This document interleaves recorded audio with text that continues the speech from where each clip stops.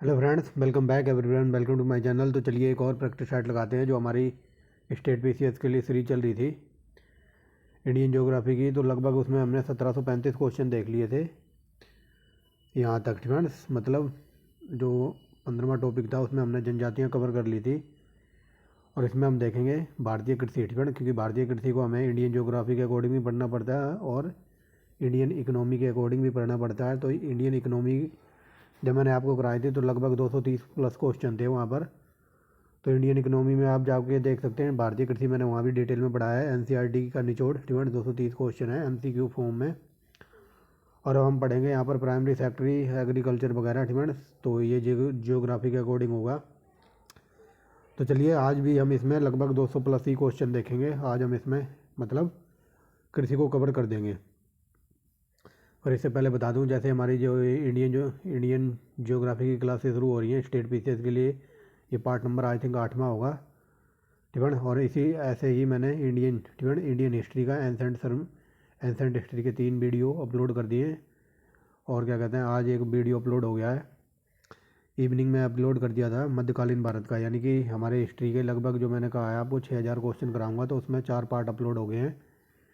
अगर किसी ने वो ना देखे हो तो जाके यूपीपीसीएस टेट सीरीज के नाम से प्लेलिस्ट मिल जाएगी। तो चलिए पहला क्वेश्चन क्या कहता है, जया ठीक है, जया पद्मा कृष्णा निम्नलिखित में से किसकी धान्य है ठीक है, यानी कि ये किसकी किस्में हैं। तो यह ऑप्शन नंबर बी ठीक है, ये ऑप्शन नंबर बी, यानी कि जया पद्मा और कृष्णा ये सब धान की फसलों की किस्म है ठीक है, धान की फसलों की किस्म है। तो चलिए नेक्स्ट देखें क्या कहता है, भारत में निम्नलिखित में से कौन सा राज्य चावल का सबसे बड़ा उत्पादक है। तो चावल सबसे ज़्यादा होता है WB, यानी कि वेस्ट बंगाल में सबसे ज़्यादा चावल। ये पूछ ले सबसे ज़्यादा गेहूँ कहाँ होता है, तो गेहूँ होता है उत्तर प्रदेश में, उसके बाद पंजाब, फिर हरियाणा ठीक है। और ये पूछ ले आलू सबसे ज़्यादा कहाँ होता है, तो उत्तर प्रदेश में सबसे ज़्यादा आलू होता है। और ये पूछ ले दूध सबसे ज़्यादा कहाँ होता है, उत्तर प्रदेश में होता है। और ये पूछ ले सबसे ज़्यादा जो क्या कहते हैं जानवर, यानी कि भैंस बकरियाँ वगैरह सबसे ज़्यादा कहाँ है, तो उत्तर प्रदेश। आगे चलिए, तो यहाँ पर ये राज्य दिए हुए हैं, इनको चावल उत्पादन के अकॉर्डिंग में इनको सही अवरोही क्रम में लगाना है ठीक है। ये राज्य हैं 4, तो इनको चावल उत्पादन के सिक्वेंस में अवरोही क्रम में लगाना। तो देखिए सबसे ज़्यादा आएगा पश्चिम बंगाल ठीक है, पश्चिम बंगाल के बाद आएगा आंध्र प्रदेश, और आंध्र प्रदेश के बाद उत्तर प्रदेश, और फिर आएगा पंजाब। यानी कि 4 1 3 2 4 1 3 2 कहाँ पर है, तो ऑप्शन नंबर सी में। नेक्स्ट देखिए, और इसी क्रम को याद रखना। आगे बताना, निम्नलिखित कथनों पर विचार कीजिए। तो चलिए कथन क्या कहता है, पंजाब चावल का एक महत्वपूर्ण निर्यातक है ठीक है, मतलब पंजाब में चावल मंगाए जाते हैं बाहर से। तो बताइए ये सही है ठीक है, तो ये सही है क्योंकि पंजाब में चावल वगैरह बहुत कम होते हैं। नेक्स्ट देखिए क्या कहता है, यह प्रदेश चावल के उत्पादन में अग्रणी है ठीक है। तो यह प्रदेश चावल के उत्पादन में अग्रणी राज्य है। तो ये गलत है, अगर अग्रणी राज्य होता तो फिर बाहर से क्यों मंगवाते ठीक है। तो ये दूसरा गलत है ठीक है, क्योंकि पंजाब में चावल दूसरे स्टेट से मंगाया जाता है, तो इसलिए अग्रणी राज्य नहीं है। अगर अग्रणी होता तो बाहर से मंगवाने की ज़रूरत नहीं पड़ती। तो ये सही है, और गलत है। आगे चलिए, बासमती, ये एकदम डीप लेवल का है। बासमती चावल के दाने पकने पर लंबे क्यों हो जाते हैं, तो उनमें होता है इमाइलेशन। ऑप्शन नंबर ए इमाइजोल ठीक है, ऑप्शन नंबर ए आप यहाँ देखिए, क्योंकि बासमती के चावल पकने के बाद ये लंबे लंबे ऐसे हो जाते हैं, तो इनमें मिला होता है इमाइलोज। आगे चलिए, निम्नलिखित में से कौन एक भारत में प्रमुख खाद्यान्न फसल है। तो बताइए कौन सी खाद्यान्न फसल है हमारे यहाँ सबसे ज़्यादा खाया जाता है, क्या, चावल। Option number A. नेक्स्ट देखिए क्या कहता है, देश के आधे से अधिक उत्पादित चावल जिन 4 राज्यों में होते हैं ठीक है, मतलब आधे से अधिक ठीक है। मान लो इंडिया में 100% चावल होते हैं, तो 100% में से आधे से अधिक मान लो 60% 4 राज्यों में होते हैं ठीक है। तो वो 4 राज्य कौन कौन से हैं, तो ये देखिए पश्चिम बंगाल, उत्तर प्रदेश, और क्या कहते हैं पंजाब और आंध्र प्रदेश ठीक है। याद रखना ये 4 राज्य हैं जिनमें कि चावल का उत्पादन 60% होता है पूरे देश के अकॉर्डिंग। नेक्स्ट देखिए क्या कहता है, बासमती चावल की रोपाई हेतु उपयुक्त बीज दर क्या है। तो बासमती चावल की रोपाई होती है, उपयुक्त बीज दर है 15 से 20 किलोग्राम प्रति हेक्टेयर। तो ये यूपीपीसीएस के पूछे हुए क्वेश्चन चल रहे हैं फ्रेंड्स। आगे चलिए, भारत में निम्नलिखित राज्यों में से उनके चावल उत्पादन के आरोही क्रम में लगाना। तो आरोही क्रम मतलब सबसे कम, फिर उससे ज़्यादा, फिर उससे ज़्यादा, फिर उससे ज़्यादा। तो चलिए देखिए, सबसे कम फ्रेंड, सबसे कम कहाँ होता है? तो तमिलनाडु यानी कि तीसरा। उसके बाद आएगा फिर पंजाब में होता है, फिर आएगा आंध्र प्रदेश, और फिर सबसे ज़्यादा कहाँ? पश्चिम बंगाल, यानी कि 32-14, ऑप्शन नंबर डी। नेक्स्ट देखिए, चावल। भारत में चावल के 4 प्रमुख उत्पादक राज्य कौन से हैं? तो पश्चिम बंगाल, पंजाब, उत्तर प्रदेश और आंध्र प्रदेश। फ्रेंड्स, यहाँ पर उत्पादक राज्य पूछे तो 4 राज्य हैं ये, और आप ये मत कहना कि इनको सिक्वेंस में लगाओ। फ्रेंड्स, यहाँ पे सिक्वेंस में लगाने के नहीं पूछा, इन 4 राज्यों का नाम पूछा है। तो इन 4 राज्यों का नाम याद रखना, पश्चिम बंगाल, पंजाब, उत्तर प्रदेश और आंध्र प्रदेश। नेक्स्ट देखिए क्या कहता है, चावल की कृषि के लिए जलवायु कंडीशन कैसी होनी चाहिए? ये वेरी वेरी मोस्ट इंपॉर्टेंट है। चावल की अगर खेती करनी है तो इसके लिए पानी सबसे ज़्यादा चाहिए। पानी आपने देखा होगा, इसकी पौध वगैरह में खेत पूरा भर दिया जाता है ऊपर तक। फ्रेंड्स, तो देखिए, 100 सेंटीमीटर से ऊपर वर्षा चाहिए और 25 डिग्री से ऊपर टेम्परेचर चाहिए, ऑप्शन नंबर बी। भारत में फ्रेंड, भारत के चावल के कटोरे के क्षेत्र बताएं। तो बताइए, चावल का कटोरा कौन से क्षेत्र को कहते हैं? सबसे ज़्यादा चावल होता है कृष्णा गोदावरी डेल्टा क्षेत्र में। आगे चलिए, भारत में कौन सी फसल सबसे ज़्यादा क्षेत्र में बोई जाती है? तो ये ऑप्शन नंबर सी, चावल। नेक्स्ट देखिए, कृषि ठिकाना, कृषि में युग्म पैदावार को आशय डैश के उगाने से है। तो बताइए, ये very very most important question है। तो यहाँ देखिए, कृषि के युग्म में पैदावार को आशय डैश को उगाने से है। तो एक साथ 2 फसलों को उगाने से है। फ्रेंड्स, तो ये मेरे अकॉर्डिंग ए होना चाहिए, बाकी आंसर इधर देखने के बाद पता लगेगा। तो ये देखिए, ए ही है फ्रेंड्स। दोबारा देख लीजिए, क्वेश्चन इंपॉर्टेंट है। मतलब कृषि युग्म में पैदावार का आशय क्या होता है? तो एक साथ 2 फसलों को उगाना। नेक्स्ट देखिए क्या कहता है, 50 नंबर। 50 नंबर कहता है, खेती के अंतर्गत क्षेत्र के अनुसार भारत में सबसे अधिक खाद्यान्न कौन सी फसल? तो सबसे ज़्यादा चावल, ऑप्शन नंबर डी। नेक्स्ट देखिए क्या कहता है, निम्नलिखित में से कौन सा क्रम 3 बड़े गेहूँ, ठीक है ना? अब गेहूँ की तरफ चलते हैं। तो 3 बड़े राज्य गेहूँ उत्पादन में हैं, तो मैंने बता दिया ना, गेहूँ उत्पादन में सबसे पहले उत्तर प्रदेश, फिर पंजाब, फिर हरियाणा। अब देख लो कहाँ पर लिखा है, तो ये उत्तर प्रदेश, पंजाब, हरियाणा, ऑप्शन नंबर सी। आगे चलिए, गेहूँ की खेती के लिए, ठीक है, गेहूँ की अच्छी खेती के लिए निम्नलिखित में से कौन सी परिस्थितियाँ समुच्चय आवश्यक हैं? ठीक, तो बताइए, गेहूँ की खेती के लिए मतलब मध्यम तापमान चाहिए और मध्यम वर्षा, ठीक है, मिडल तापमान और मिडल वर्षा होनी चाहिए। आगे चलिए, ठीक है, अगला क्वेश्चन देखिए, किस राज्य को धान का कटोरा कहा जाता है? तो ये आंध्र प्रदेश। अगर ये पूछ रहे हरियाणा का चावल का कटोरा या धान का कटोरा, तो फिर कहेंगे करनाल। आगे चलिए, कौन सी फसल निम्नलिखित में से कौन सी चावल की किस्म नहीं है? तो ये ज्वाला, ठीक है, ज्वाला कोई चावल की किस्म नहीं है। पद्मा है, हंसा है, जया है, ठीक है, ये चावल की किस्में हैं। लेकिन ये ज्वाला किसकी है? तो ये हम अभी आगे देखेंगे किसकी किस्म है ये। आगे चलिए, भारत में प्रति हेक्टेयर चावल का औसत उत्पादन 2013-14 में कितना था? तो ये 2013-14 का पूछ रहा है। तो यहाँ देखिए, ऑप्शन नंबर डी, ठीक है ना, इनमें से कोई नहीं। ये 2013-14 का है, लेकिन अब करंट का 21-22 का याद रखना। 21-22 का मैंने नेट पे चेक किया है, तो ये 2600 दिखा रहा है। ठीक है, प्रति हेक्टेयर उत्पादन भारत में चावल का है, तो ये 2600। अगर 2600 ऑप्शन में ना हो तो 2602 हो तो ये भी चलेगा। ठीक है, कि ये 2021-22 का है। ठीक है, और यहाँ 14 का क्वेश्चन पूछा है, तो 14 में से इनमें से कोई नहीं। आगे चलिए, निम्नलिखित में से कौन सा एक गेहूँ की फसल का रोग है? तो यस्ट रोग, ये वेरी वेरी मोस्ट इंपॉर्टेंट है। फ्रेंड्स, यस्ट रोग ये गेहूँ की फसल को बर्बाद कर देता है। और एक कई जगह ये लिखा मिलेगा आपको करनाल रोग। डिपेंड, तो करनाल रोग भी गेहूँ का है, जो कि हम आगे देखेंगे। हरित क्रांति के परिणाम स्वरूप या फिर फलस्वरूप गेहूँ के प्रति एकड़ उत्पादन का अंक रिकॉर्ड कितना था? तो बताइए, ये हो जाएगा 2000 किलोग्राम। फ्रेंड्स, यहाँ पर पूछा जा रहा है कि प्रति एकड़ गेहूँ का उत्पादन में रिकॉर्ड अंक कितना था? तो ये 2000 kilogram, option number A. Next देखिए, निम्नलिखित में से कौन सी गेहूँ का रोग है? तो ये मैंने बता दिया ना, ये रस्ट को याद रखना, ये वेरी वेरी मोस्ट इंपॉर्टेंट है। और रस्ट के अलावा एक करनाल को याद रखना, ठीक है, करनाल बंट। आगे चलिए, कल्याण सोना एक किस्म है, तो ये गेहूं की किस्म है कल्याण सोना। देखिए ये सारे यूपीपीसीएस में पूछे हुए हैं, ठीक है, इसीलिए थोड़ा डीप में चल रहे हैं और थोड़ा स्पीड में चल रहे हैं। आगे चलिए, भारत में सबसे ज़्यादा गेहूं उत्पादक, तो ये option number D Uttar Pradesh. नकदी फसल नहीं है, तो गेहूं कोई नकदी फसल नहीं है। जूट, कपास, गन्ना और मूंगफली ये सब नकदी फसल में आते हैं, और तम्बाकू भी, याद रखेंगे।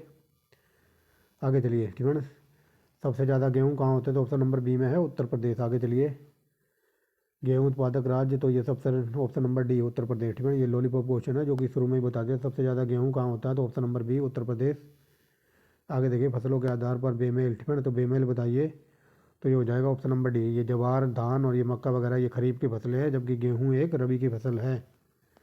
आगे चलिए, निम्नलिखित में से कौन से प्रदेश में कॉफ़ी, ठीक है, कॉफ़ी का उत्पादन सबसे ज़्यादा होता है, तो ये कर्नाटक में सबसे ज़्यादा कॉफ़ी होती है, ऑप्शन नंबर बी। आगे चलिए, यद्यपि कॉफ़ी और चाय दोनों की खेती पहाड़ी ढलानों पर की जाती है, यद्यपि इनकी कृषि से संबंध में इन दोनों में कुछ अंतर पाया जाता है, तो वो यहाँ पर बताना है। इस संदर्भ में कथनों पर विचार कीजिए। तो चलिए विचार करते हैं, ठीक है। तो यहाँ पर बताना कौन सा कथन सही है कॉफ़ी और कृषि के अकॉर्डिंग। तो चलिए देखिए, कॉफ़ी के पौधे, ठीक है, कॉफ़ी के पौधे को उष्ण कटिबंधीय क्षेत्रों में उष्ण और आर्द्र जलवायु की आवश्यकता पड़ती है। सिंपल वे में समझिए, जो कॉफ़ी का पौधा होता है तो उसको उष्ण कटिबंधीय क्षेत्रों में उष्ण और थोड़ा आर्द्र जलवायु की आवश्यकता होती है, जबकि चाय की खेती में उष्ण और उपोष्ण दोनों क्षेत्रों की आवश्यकता होती है, ठीक है। तो ये सही है, वेरी वेरी मोस्ट इंपोर्टेंट है, याद रख लेना। ऐसे क्वेश्चन डीप में पूछे जाते हैं आईएएस में, और ये देखिए 2010 का पूछा हुआ है। आगे चलिए, कॉफ़ी के बीजों के द्वारा प्रवर्धित कॉफ़ी के बीजों के द्वारा प्रवर्धित की जाती है, लेकिन चाय केवल डाली कलम के द्वारा प्रवर्धित की जाती है, तो ये दोनों सही हैं, ऑप्शन नंबर सी, ठीक है। मतलब कॉफ़ी के बीज होते हैं ना, तो ये बताया जा रहा है कॉफ़ी मतलब बीजों के द्वारा पैदा की जाती है या फिर बीजों के द्वारा निकाली जाती है, लेकिन चाय के जो पेड़ वगैरह होते हैं तो उनकी डाली पर वो लगते हैं चाय की पत्तियाँ, ठीक है, समझ रहे होगे डीप में। आगे चलिए, और कई बार ये पूछ लेता है रोबस्टा और अरेबिका क्या है, ठीक है। तो हमारे इंडिया की जो कॉफ़ी का नाम है तो उसको कहते हैं रोबस्टा, ठीक है। आगे देखेंगे, अंग्रेजों द्वारा सर्वप्रथम कहवा या फिर कॉफ़ी का बागान सबसे पहले कहाँ लगाया गया था, तो ये लगाया गया था चिकमंगलूर में, ठीक है, चिकमंगलूर। आगे चलिए, भारत में अधिकतम गेहूँ, ठीक है, तो गेहूँ उत्तर प्रदेश में होता है, कई बार बता दिया। आगे चलिए, भारत में गेहूँ के 3 उत्पादक राज्य, तो ये बता दिया, Uttar Pradesh, Punjab, Haryana, option number b. ऐसे क्वेश्चनों पे ज़्यादा टाइम नहीं लगाना है, ठीक है। तो कॉफ़ी सबसे ज़्यादा होती है कर्नाटक में। आगे चलिए, कहवा, ठीक है, तो कहवा या फिर कॉफ़ी सबसे ज़्यादा कर्नाटक में होती है, ऑप्शन नंबर ए। नेक्स्ट देखिए क्या कहता है, ठीक है। ये देखिए, हमने 1736 से स्टार्ट किया था और हमें जाना है 1958 तक, ठीक है। तो देख लो कितने क्वेश्चन बनते हैं, लगभग 200 प्लस क्वेश्चन है। तो चलिए अभी 1773 पे आए हैं। आगे देखिए, अधिक कॉफ़ी वाला राज्य, तो ये कर्नाटक में सबसे ज़्यादा कॉफ़ी होती है और गेहूँ होता है उत्तर प्रदेश में। आगे चलिए, निम्नलिखित में से भारत में सर्वाधिक कॉफ़ी, तो ये कर्नाटक में होती है सबसे ज़्यादा कॉफ़ी, ठीक है ना। और ये देख लीजिए, यूपी एलडीए में पूछे हुए हैं। आगे चलिए, निम्नलिखित में से किसमें कहवा की खेती का सबसे ज़्यादा क्षेत्र है, तो सबसे ज़्यादा वही कर्नाटक में है कहवा की कॉफ़ी का क्षेत्र। आगे चलिए, भारत में किस राज्य में गन्ने की खेती अंतर्गत सबसे ज़्यादा भूमि है, तो गन्ना सबसे ज़्यादा उत्तर प्रदेश में होता है, वेरी वेरी मोस्ट इंपोर्टेंट। आगे चलिए, भारत में 4 राज्य हैं गन्ने को, ठीक है, गन्ने के सबसे जो 4 राज्य उत्पादक के आधार पर इनको सही क्रम में लगाना, तो सबसे ज़्यादा उत्तर प्रदेश में गन्ना होता है, उत्तर प्रदेश के बाद महाराष्ट्र, फिर तमिलनाडु, फिर आंध्र प्रदेश, ठीक है। यहाँ पर 4 राज्य बताए गए गन्ने के, और इनको उत्पादकता के आधार पर घटते क्रम में, तो सबसे ज़्यादा उत्तर प्रदेश, फिर उससे कम महाराष्ट्र, फिर तमिलनाडु और फिर आंध्र प्रदेश। और कई बार ये पूछ ले कि भारत में ऐसा कौन सा राज्य है जहाँ पर गेहूँ की खेती नहीं होती, तो तमिलनाडु में गेहूँ की कोई खेती नहीं होती, याद रखेंगे। आगे चलिए, ठीक है, भारत में प्रथम 3 सर्वाधिक चीनी उत्पादक राज्य कौन से हैं, तो सबसे ज़्यादा चीनी कहाँ होती है, तो बता सकता है कोई, ठीक है। तो चलिए देखते हैं, ठीक है, सबसे ज़्यादा चीनी कहाँ होती है, तो सबसे ज़्यादा जो गन्ना होता है उत्तर प्रदेश में, तो चीनी भी उत्तर प्रदेश में होती है, फिर आदिका, फिर चीनी उत्पादन में महाराष्ट्र का नाम है, फिर कर्नाटक, यानी कि ऑप्शन नंबर सी सबसे ज़्यादा चीनी होगी उत्तर प्रदेश, महाराष्ट्र और कर्नाटक। तो ये देखिए, रोबस्टा, तो ये मैंने बता दिया, रोबस्टा एक प्रकार की ये कॉफ़ी है, ठीक है, रोबस्टा कॉफ़ी है, ठीक है, याद रखेंगे, रोबस्टा एक प्रकार की कॉफ़ी है, ठीक है, और जो अफ्रीका में उत्पन्न होती है, ठीक है, याद रखेंगे। ये रोबस्टा एक कॉफ़ी की किस्म है जो कि अफ्रीका की है, ठीक है। इंडिया की कॉफ़ी को भी तो रोबस्टा ही कहते हैं, ठीक है। इतना याद रखना, ये रोबस्टा कॉफ़ी की किस्म है, बाकी इंडिया की है कहाँ की है ये हम आगे देखेंगे डिपेंड्स। मुझे लग रहा है कि इंडिया की जो कॉफ़ी है तो उसको भी तो रोबस्टा ही कहा जाता है। चलो आगे देखते हैं डिपेंड्स, इतना याद रखना ये रोबस्टा कॉफ़ी है। आगे चलिए, भारत के किस राज्य में कहवा, रबड़ और डिपेंड्स तम्बाकू, कहवा, रबड़, तम्बाकू यानी कि कॉफ़ी और रबड़ तम्बाकू की कृषि की जाती है? तो ये Andhra, Karnataka, option number B. Karnataka में क्या होता है, कॉफ़ी होती है, रबड़ भी और तम्बाकू की खेती भी होती है, तो ये है कर्नाटक। और कई बार ये पूछ ले कि सबसे ज़्यादा तम्बाकू कहाँ होता है, तो फिर होगा आंध्र प्रदेश। और तम्बाकू का मुख्यालय वगैरह या फिर अनुसंधान केंद्र कहाँ है, तो आंध्र प्रदेश के राजमुंद्री में। फ्रेंड्स आगे देखिए, गन्ने के उत्पादन में राज्य में घटते क्रम है, तो गन्ना सबसे ज़्यादा Uttar Pradesh, Maharashtra, Tamil Nadu, Karnataka, option number c. गन्ना सबसे ज़्यादा कहाँ होता है, तो ये हो जाएगा बिहार और उत्तर प्रदेश। ठीक फ्रेंड्स, बिहार और उत्तर प्रदेश गन्ना राज्य में सबसे ज़्यादा गन्ना पैदा होता है। अब ये मत कहना कि अभी तो आप उत्तर प्रदेश, महाराष्ट्र बता रहे थे, लेकिन आप ध्यान से देखो, यहाँ उत्तर प्रदेश और बिहार ऑप्शन में है, तो इन ऑप्शनों के अकॉर्डिंग हम उत्तर प्रदेश बिहार के साथ जाएंगे, क्योंकि अदरवाइज़ हमारे पास ऑप्शन नहीं है। डिपेंड्स आगे चलिए, भारत की निम्न फसलों में से किस फसल के अंतर्गत सबसे शुद्ध सकल कृषि क्षेत्र सिंचित सबसे ज़्यादा परसेंट है, तो यह है गन्ने का। आगे चलिए, सबसे बड़ा उत्पादक है। डिपेंड्स, भारत सबसे बड़ा उत्पादक है, तो देखना पड़ेगा और भी ऑप्शन क्या क्या हैं।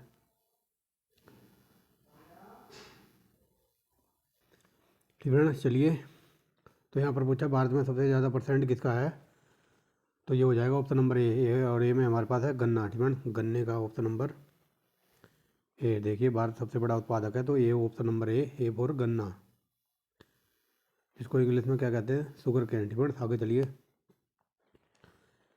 देश में सबसे ज़्यादा गन्ने का उत्पादक, तो ये लॉलीपॉप है, उत्तर प्रदेश। ठीक, आगे चलिए, आगे देखिए, भारत में निम्नलिखित क्षेत्रों में से कौन सा कपास का अधिकतम उत्पादन करता है, तो कपास सबसे ज़्यादा होता है उत्तर पश्चिमी और पश्चिमी भारत। ठीक, यानी कि गुजरात और महाराष्ट्र वाला एरिया। ठीक, आगे चलते हैं, निम्न कथनों पर विचार कीजिए, यहाँ पर बताना कौन सा कथन सही है। तो चलिए देखिए, ये एक सेकेंड, तो देखिए ठीक, भारत में ठीक, भारत कपास के पौधे का आदि निवास है, ये सही है। विश्व में भारत पहला देश है जहाँ पर कपास का संकर किस्म विकसित हुई थी और परिणाम स्वरूप वर्धित उत्पादन होता है। तो बताइए कौन सा सही है, ये दोनों सही है। ठीक, अगर ये पूछ ले विश्व में सबसे कपास किसकी देन है, तो भारत में सबसे पहले कपास हुआ था। ठीक, और ये देखिए IAS का पूछा हुआ है, ये दोनों सही है। ठीक,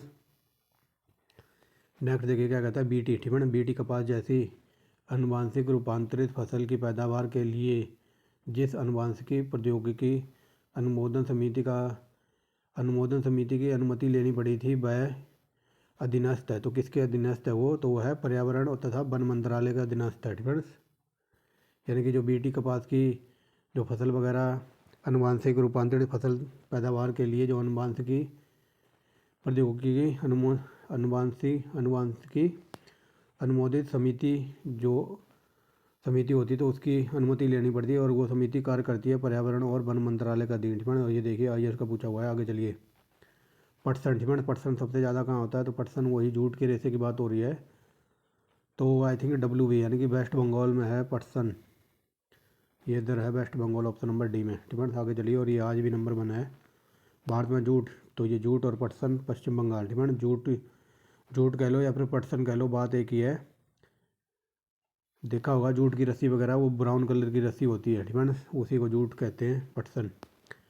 सोयाबीन तो सबसे ज़्यादा मध्य प्रदेश में है, Madhya Pradesh option number B में है। ठीक है, आगे चलिए, निम्नलिखित में से कौन सी दशाएं कपास की कृषि के लिए अनुकूल हैं, तो कपास की खेती के लिए गर्म, आर्द्र तथा दीर्घ ग्रीष्मकाल चाहिए। ठीक है, आगे चलिए, महाराष्ट्र में की काली मिट्टी के क्षेत्र में कपास को गन्ने की फसल के प्रतिस्पर्धा का सामना करना पड़ रहा है, इसका प्रमुख कारण क्या है, तो इसका प्रमुख कारण है सामना करना पड़ रहा है कि सिंचाई सुविधाओं के प्रसार के कारण ऐसे यह क्षेत्र गन्ने की कृषि के लिए अनुकूल बन गया है तथा गन्ने की फसल अधिक लाभप्रद है। ठीक है, क्वेश्चन ये कहने की कोशिश कर रहा है कि जो महाराष्ट्र में जो काली मिट्टी का जो क्षेत्र है, तो काली मिट्टी के क्षेत्र में कपास की जगह आजकल वहाँ पर गन्ना ज़्यादा उगाया जा रहा है, और कपास को मतलब इसका सामना करना पड़ रहा है, तो नुकसान हो रहा है, क्योंकि यह क्षेत्र सिंचाई की सुविधा, ठीक है, क्योंकि यह क्षेत्र सिंचाई सुविधाओं के प्रसार के कारण एक ऐसा क्षेत्र यह क्षेत्र गन्ने की कृषि के लिए अनुकूल बन गया फ्रेंड्स, जिसकी वजह से गन्ने का उत्पादन हो रहा है और गन्ने की फसल अधिक लाभ प्रदान करती है, यानी कि ज़्यादा पैसे वगैरह इनकम होती है इससे फ्रेंड्स। आगे चलिए, भारत का सबसे बड़ा कपास उत्पादक तो ये महाराष्ट्र है। नेक्स्ट देखिए क्या कहता है, निम्नलिखित फ्रेंड्स, निम्नलिखित देशों में से किस में कपास का प्रति हेक्टेयर उत्पादन 2014 में विश्व में सबसे अधिक था? तो चलिए देखते हैं किसका था। तो ये ऑप्शन नंबर डी, यानी कि ऑस्ट्रेलिया की बात हो रही है 2014। ये उस टाइम करंट अफेयर का क्वेश्चन होगा, इसलिए पूछा गया होगा फ्रेंड्स। आप याद रख सकते हो, अदरवाइज भूल भी सकते हो, क्योंकि ये करंट अफेयर का है। भारत में सबसे बड़ा सोयाबीन, तो सबसे ज़्यादा सोयाबीन होता है मध्य प्रदेश। नेक्स्ट देखिए, सोयाबीन अग्रणी उत्पादक राज्य है, तो ये देखिए ऑप्शन नंबर बी पे है मध्य प्रदेश। सबसे ज़्यादा प्रोटीन तो ये पाई जाती है सोयाबीन में, 42%, ठीक है, याद रखेंगे। सबसे ज़्यादा सोयाबीन किस प्रांत में होता है? तो ऑप्शन नंबर सी में है मध्य प्रदेश। आगे चलिए, सोयाबीन अग्रणी उत्पादक राज्य है तो मध्य प्रदेश है, ठीक है। नेक्स्ट देखिए, ये है इवन क्वालिटी का क्वेश्चन। तो चलिए देखिए क्या कहता है, निम्नलिखित कथनों पर विचार कीजिए। देश में तिलहन की मांग को पूरा करने के लिए भारत कभी भी आयात पर निर्भर नहीं रहा, ठीक है। मतलब जो तिलहन वगैरह है, यानी कि जो ये मोटे अनाज हैं, तो इसकी मांग को पूरा करने के लिए, मतलब ये सारी चीज़ें जो मोटे अनाज वगैरह हैं, तो ये भारत को बाहर से नहीं, मतलब फॉरेन कंट्री से नहीं मंगाने पड़ते। तो इसका क्या कारण है? क्योंकि किसान अन्य खाद्यान्नों के पैदा करने को, ठीक है, क्योंकि किसान अन्य खाद्यान्नों को पैदा करने को अधिमान होते हैं, ठीक है, ये सही है। जिनकी समर्थन कीमतें, यानी कि सपोर्ट प्राइस अधिक लाभकारी होता है, तो ये सही है। यानी कि जो किसान की बात बताई जा रही है, किसान मतलब खाद्यान्न की फसलें पैदा करने के लिए अधिक, ठीक है। किसान मतलब खाद्यान्न फसलें, मतलब यही गेहूँ, बाजरा और ये मक्का वगैरह उत्पादन करते हैं, ठीक है, तो ये सही है पहला। आगे चलिए, तिलहन की फसलों की पैदावार अधिकांश वर्षा पर निर्भर होती है, तो ये भी सही है। नेक्स्ट देखिए क्या कहता है, पेड़ों से उत्पन्न बीजों तथा चावल चोकर से तेल निकालने की प्रक्रिया को अभी प्रयोग में नहीं लाया जा रहा है, ठीक है, तो ये सही है। तो चौथा देखिए क्या कहता है, तिलहन की फसल को पैदा करने की अपेक्षा तिलहन का आयात बहुत सस्ता है, तो ये बकवास है, ठीक है। आयात वगैरह सस्ता कैसे हो सकता है? मान लो एक फसल तैयार हो जाएगी, ठीक है, अपने यहाँ 2-4 महीनों में तैयार हो जाएगी, और यहाँ पर पूछ रहा है कि जो इसका जो फॉरेन कंट्री वगैरह से मंगाओगे ना तिलहन की फसल, तो वो सस्ता है, तो ये गलत है। चौथा गलत है, तो ये नहीं होगा, ये नहीं। 1 2 3 हमारा आंसर है, डिफेंस। आगे चलिए, डिफेंस। भारत में सोयाबीन सबसे ज़्यादा होता है मध्य प्रदेश में, कई बार बता दिया, याद हो गया होगा। तो सोयाबीन यहाँ पर मध्य प्रदेश, डिफेंस। आगे देखिए, निम्नलिखित में से किस फसल के क्षेत्र और उत्पादन में मध्य प्रदेश, तो ये सोयाबीन की बात हो रही है, मध्य प्रदेश सबसे आगे। आगे चलिए, सोयाबीन में सबसे बड़ा उत्पादक है, तो ये है फिर एमपी, ठीक है। रट गया होगा अब तो, भूलोगे नहीं, ठीक है। तो ऑप्शन नंबर डी है, आप यहाँ देख सकते हैं, और यहाँ भी। आगे चलिए, निम्नलिखित में से कौन सी एक तिलहनी फसल है? तो तिलहनी फसल कौन सी है? तो तिलहनी फसल है यहाँ पर ऑप्शन नंबर सी, यानी कि सूरजमुखी का तेल सुना होगा, यानी कि जिनसे तेल मिलता है। आगे चलिए, राजस्थान किस फसल के उत्पादक राजस्थान किस वस्तु का प्रमुख उत्पादक है? तो ये ऑप्शन नंबर है सरसों। आगे चलिए, भारत में तिलहन का सबसे बड़ा उत्पादक है, तो ये मध्य प्रदेश है। तो चलिए यहाँ मिलान करना है, ऐसे question very very most important होते हैं। सबसे ज़्यादा मूंगफली होती है आंध्र प्रदेश में, सरसों होती है राजस्थान में, सोयाबीन मध्य प्रदेश, नारियल होता है केरल में। ये चारों के चारों ऑलरेडी सही सम्मिलित हैं, तो ऑप्शन नंबर 1 2 3 4 डिपेंड। आगे चलिए, भारत में उत्पादित प्रमुख तिलहन है, डिपेंड। तो भारत में ये पूछा जा रहा है कि भारत में जो प्रमुख उत्पादन जो तिलहन है, तो ये दिए हैं तिल, सरसों, मूंगफली, सोयाबीन, और इनको अवरोही क्रम में सजाना है, फ्रेंड्स, इनको अवरोही क्रम में सजाना है। तो चलिए सजा देते हैं। तो ये देखिए, सबसे ज़्यादा, फ्रेंड्स, सबसे ज़्यादा तेल किस में होगा? तो सोयाबीन, फिर मूंगफली में, फिर सरसों में, फिर तिल में, फ्रेंड्स, यानी कि 4 3 2 1 है कहीं, 4 3 2 1, 4 3 2 1। ये देखिए ऑप्शन नंबर डी, फ्रेंड्स। तो चलिए फ्रेंड्स, फ़ोन लगा दिया फ्लाइट मोड पे, फ्रेंड्स, अब कोई दुखी नहीं करेगा हमें। आगे चलिए, फ्रेंड्स, इन निम्न कथनों पर विचार कीजिए, यहाँ पर बताना है कौन सा कथन सही है। तो चलिए देखिए, देखते हैं डिपेंड क्या क्या कह रहा है। भारत में मूंगफली प्रधानता वर्षा प्रधानता फसल के रूप में उगाई जाती है, तो ऐसा कुछ नहीं है डिपेंड। ये पूछा ये बता रहा है यहाँ पर क्वेश्चन कि मूंगफली की फसल है तो वर्षा प्रधानता के रूप में इसको उगाया जाता है, तो ऐसा कुछ नहीं है डिपेंड। ये वर्षा के बगैर भी हो सकती है। आगे चलिए, आगे देखिए यहाँ पर डिपेंड सही बताना है ना। तो चलिए, भारत में तिल भारत में तिल उत्तरी राज्यों की खरीफ फसल के रूप में उगाई जाती है, किंतु दक्षिण में यह रबी की मौसम के दौरान उगाई जाती है। वेरी वेरी मोस्ट इंपॉर्टेंट है और ये सही है डिपेंड, दूसरा सही है डिपेंड। जो उत्तर भारत है, जो अपना एरिया है डिपेंड, तो उत्तर भारत में जो तिल की फसल को यहाँ पर खरीफ की फसल कहते हैं। और जो दक्षिण भारत है यानी कि तमिलनाडु वगैरह के इलाके वगैरह में, तो इसको कहते हैं मौसमी फसल, और ये वहाँ पर रबी की फसल बोली जाती है। तो ऑप्शन नंबर दूसरा सही है। आगे चलिए, निम्नलिखित राज्यों में से कौन सा सूरजमुखी का उत्पादन प्रमुख करता है? तो सूरजमुखी सबसे ज़्यादा होती है कर्नाटक, फिर महाराष्ट्र, फिर Andhra Pradesh. Option number d. आगे देखिए, निम्नलिखित कथनों पर विचार कीजिए, यहाँ पर बताना कौन सा कथन सही है। तो चलिए देखिए कौन सा कथन सही है। भारत में मूंगफली की फसल अधिकतर खरीफ की ऋतु में होती है, तो खरीफ की ऋतु में वर्षा से रहता है, तो ये गलत है ठिमण। ये वर्षा पर आधारित फसल नहीं है मूंगफली की ठिमण, तो ये गलत है। भारत में तंबाकू की कृषि केवल काली कपास मृदा ठिमण। भारत में तंबाकू की कृषि केवल काली कपास वाली मृदाओं में की जाती है, तो ये सही है।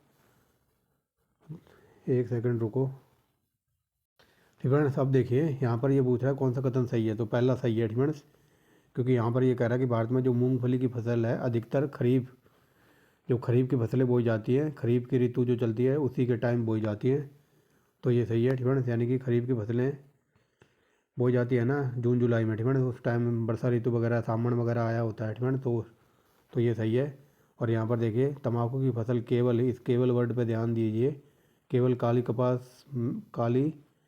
मिट्टी में उगाई जाती है ठिमण, तो ये गलत है। काली मिट्टी में नहीं उगाई जाती है, और भी मिट्टी में उग सकती है तंबाकू ठिमण। तो देखिए भारत में तंबाकू की कृषि केवल काली कपास वाली मृदाओं में की जाती है, तो ये गलत है, केवल नहीं, ये और भी मृदाओं में उग सकती है। तो ऑप्शन नंबर यहाँ पर ए सही है ठिमण, ए सही है। क्योंकि भारत में मूंगफली की फसल अधिकतर खरीफ ऋतु यानी कि वही जब मानसून वगैरह आता है ठिमण, यानी कि खरीफ ऋतु जून जुलाई की बात हो रही है, तो उस टाइम वर्षा वगैरह भी होती है, तो पहला सही है ठिमण। आगे चलिए, यहाँ पर बताना खरीफ की फसल कौन सी नहीं है, तो ये सरसों है, रबी की फसल। आगे चलिए, निम्न में से मतलब विषम को चुनना है या फिर ओड को चुनना है ठिमण, तो निम्न में से असंबद्ध उत्पादक को बाहर कीजिए, तो यहाँ पर बताना है ओड यानी कि विषम।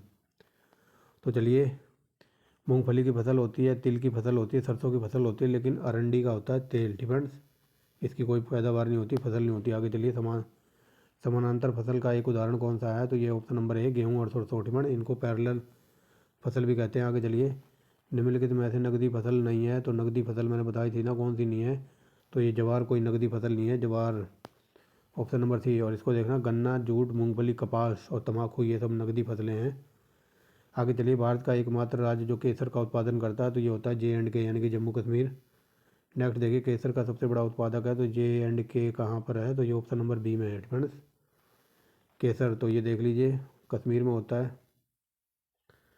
आगे चलिए फ्रेंड्स, यहाँ पर बताना है नीम के पेड़ के संदर्भ में निम्न कथनों पर विचार कीजिए और ऑप्शन बताना कौन सा सही है फ्रेंड्स। तो चलिए देखते हैं, नीम के पेड़ के अकॉर्डिंग कुछ जाति के कीटों और बरूथियों को प्रचुरोद्भन यानी कि प्रोफिल्स। तो चलिए, पानी आनी पिया है फ्रेंड्स, ब्रेक के बाद स्वागत है आपका। एक सेकंड, थोड़ा लैपटॉप बंद कर दूं। तो अब चलिए फ्रेंड्स, यहाँ पर बताया जा रहा है कि कुछ जाति के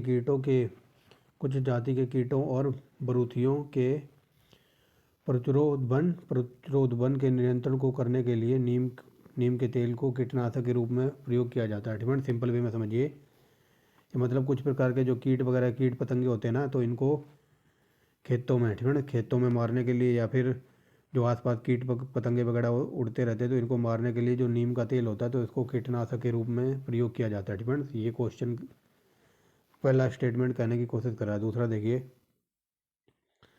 नीम के बीजों का प्रयोग नीम के बीजों का प्रयोग जैव ईंधन और अस्पताल अपमार्जक का निर्माण करने के लिए होता है, ये सही है। नीम के तेल का अनुप्रयोग औषधि उद्योग में होता है। तो ये तीनों पढ़ के सही लग रहे हैं। Option number D friends, option number D है, तीनों के तीनों सही है फ्रेंड्स। जो नीम की निमोरी वगैरह होती है या फिर जो नीम की जो पपड़ी से होती है ना, वो खाल सी, जो नीम की पपड़ी वगैरह होती है खाल सी, तो पहले टाइम में गाँव में अगर मान लो किसी के चोट वगैरह लग जाए तो डॉक्टर के पास नहीं जाते थे, वो नीम की पपड़ी से उखाड़ के और उसको घिस के, जहाँ भी किसी के चोट लग रही हो, आज के टाइम भी बता रहा हूँ, अगर आज के टाइम में भी किसी के घाव वगैरह लग जाए, अगर डॉक्टर के पास जाने की ज़रूरत ना पड़े ना, तो ये नीम की पपड़ी उखाड़ के और उसको घिस के कहीं से घिस के, और जहाँ जहाँ चोट लगी हो वहाँ लगा लेना। डॉक्टर की दवा से सबसे पहले असर करेगा नीम की पपड़ी फ्रेंड्स। तो नीम का आपने देखा होगा, इसका तेल वगैरह एकदम दवाई बनाने में काम आता है। तो ये तीनों के तीनों पढ़ के सही लग रहे हैं। और जो नीम की दातुन है वो आज भी जो अगर नीम की दातुन कर रहा है ना आज भी, तो उसके दांत चाहे वो 90 साल का हो जाए, चाहे वो हो जाए 100 साल का, कभी भी उसके दांत ना तो दर्द करेंगे और ना ही गिरेंगे। आजकल डॉक्टर टूथपेस्ट बता देते हैं, ये ले लो वो ले लो, सेंसोडाइन ले लो, इससे कुछ नहीं होता। अगर आप शुरू से बचपन से जो लोग नीम की लकड़ी की दातुन करते हुए आ रहे हैं, तो उनके दांत देखना आज भी एकदम मोती की तरह होंगे, सॉलिड। ना तो उन्हें कभी भी एसिडिटी का स्ट्रोक आएगा, क्योंकि अपने शरीर के अंदर होता है HCl वगैरह होता है। जो HCl का स्ट्रोक वगैरह आ जाता है, खट्टी डकारे से आती है, उसको कहते हैं एसिडिटी, और ये सब होता है HCl के कारण। तो नीम के अंदर, नीम की जो लकड़ी वगैरह होती है उसके अंदर वो कड़वापन होता है, तो उसमें होता है क्षार होते हैं क्षार बेस वगैरह उसमें कंबाइन होता है, तो जिसकी वजह से ये एसिडिटी वगैरह को कम कर देता है। और कई बार डॉक्टर ये कहता है, मान लो ये दांत वगैरह होते हैं ना, और दांत पे आप ज़्यादा ज़ोर से घिसोगे, ब्रश वगैरह सुबह उठ के पूरा घिसते हो, अपने यहाँ कहते हैं ना कि दांत मांज ले, भाई मांज, कोई बर्तन थोड़ी है कोई जो इतनी बुरी तरह से आप पूरा दांतों पर जोर लगा के सुबह घिसते हो। आराम से साफ़ करो क्योंकि जो अपने शरीर का सबसे कठोर पार्ट है, मान लो ये दांत है ना, तो ये दांत के ऊपर एक होता है इनेमल की परत चढ़ी होती है, और ये हमारे शरीर का सबसे कठोर पार्ट होता है, ये कई बार पूछा है। तो हमारे शरीर को जब हम सुबह ब्रश कर रहे होते हैं ना, तो हम दांत को नहीं घिस रहे होते, हम घिस रहे होते इस इनेमल को तो ये कहा करो कि दांत साफ़ कीजिए दांत घिसिए मत, क्योंकि जब ब्रश चलता है ना, तो ये इनेमल घिसते हो आप पूरी जोर लगा के, तो एक टाइम ऐसा आएगा ये इनेमल बिल्कुल पतला हो जाएगा। और जिसके पतला हो जाता है फिर जाते हो डॉक्टर के पास कि डॉक्टर साहब दांत में झंझनाहट हो रही है, बिल्कुल ब्रश नहीं किया जा रहा है, तो फिर डॉक्टर कहता है कि आप ना वो कैप बिठा लो दांतों के ऊपर, वो कैप होती है ना, वो तार सा बांध देते हैं कि सब कुछ सेट हो जाएगा इससे।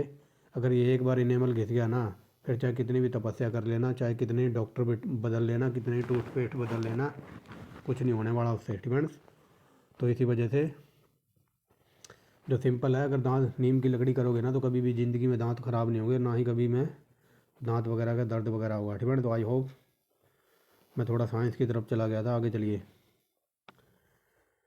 भारत सरकार कृषि में नीम अलेपित यूरिया मतलब जो यूरिया वगैरह जो खाद वगैरह है, तो उसमें नीम के प्रयोग की बात कर रहा है तो भारत सरकार ने कृषि में नीम अलेपित यूरिया के प्रयोग को क्यों प्रोत्साहित करती है तो क्यों भारत सरकार कह रही है कि जो यूरिया वगैरह खाद है तो उसमें नीम वाली खाद लो नीम मिला रखा होगा थोड़ा बहुत।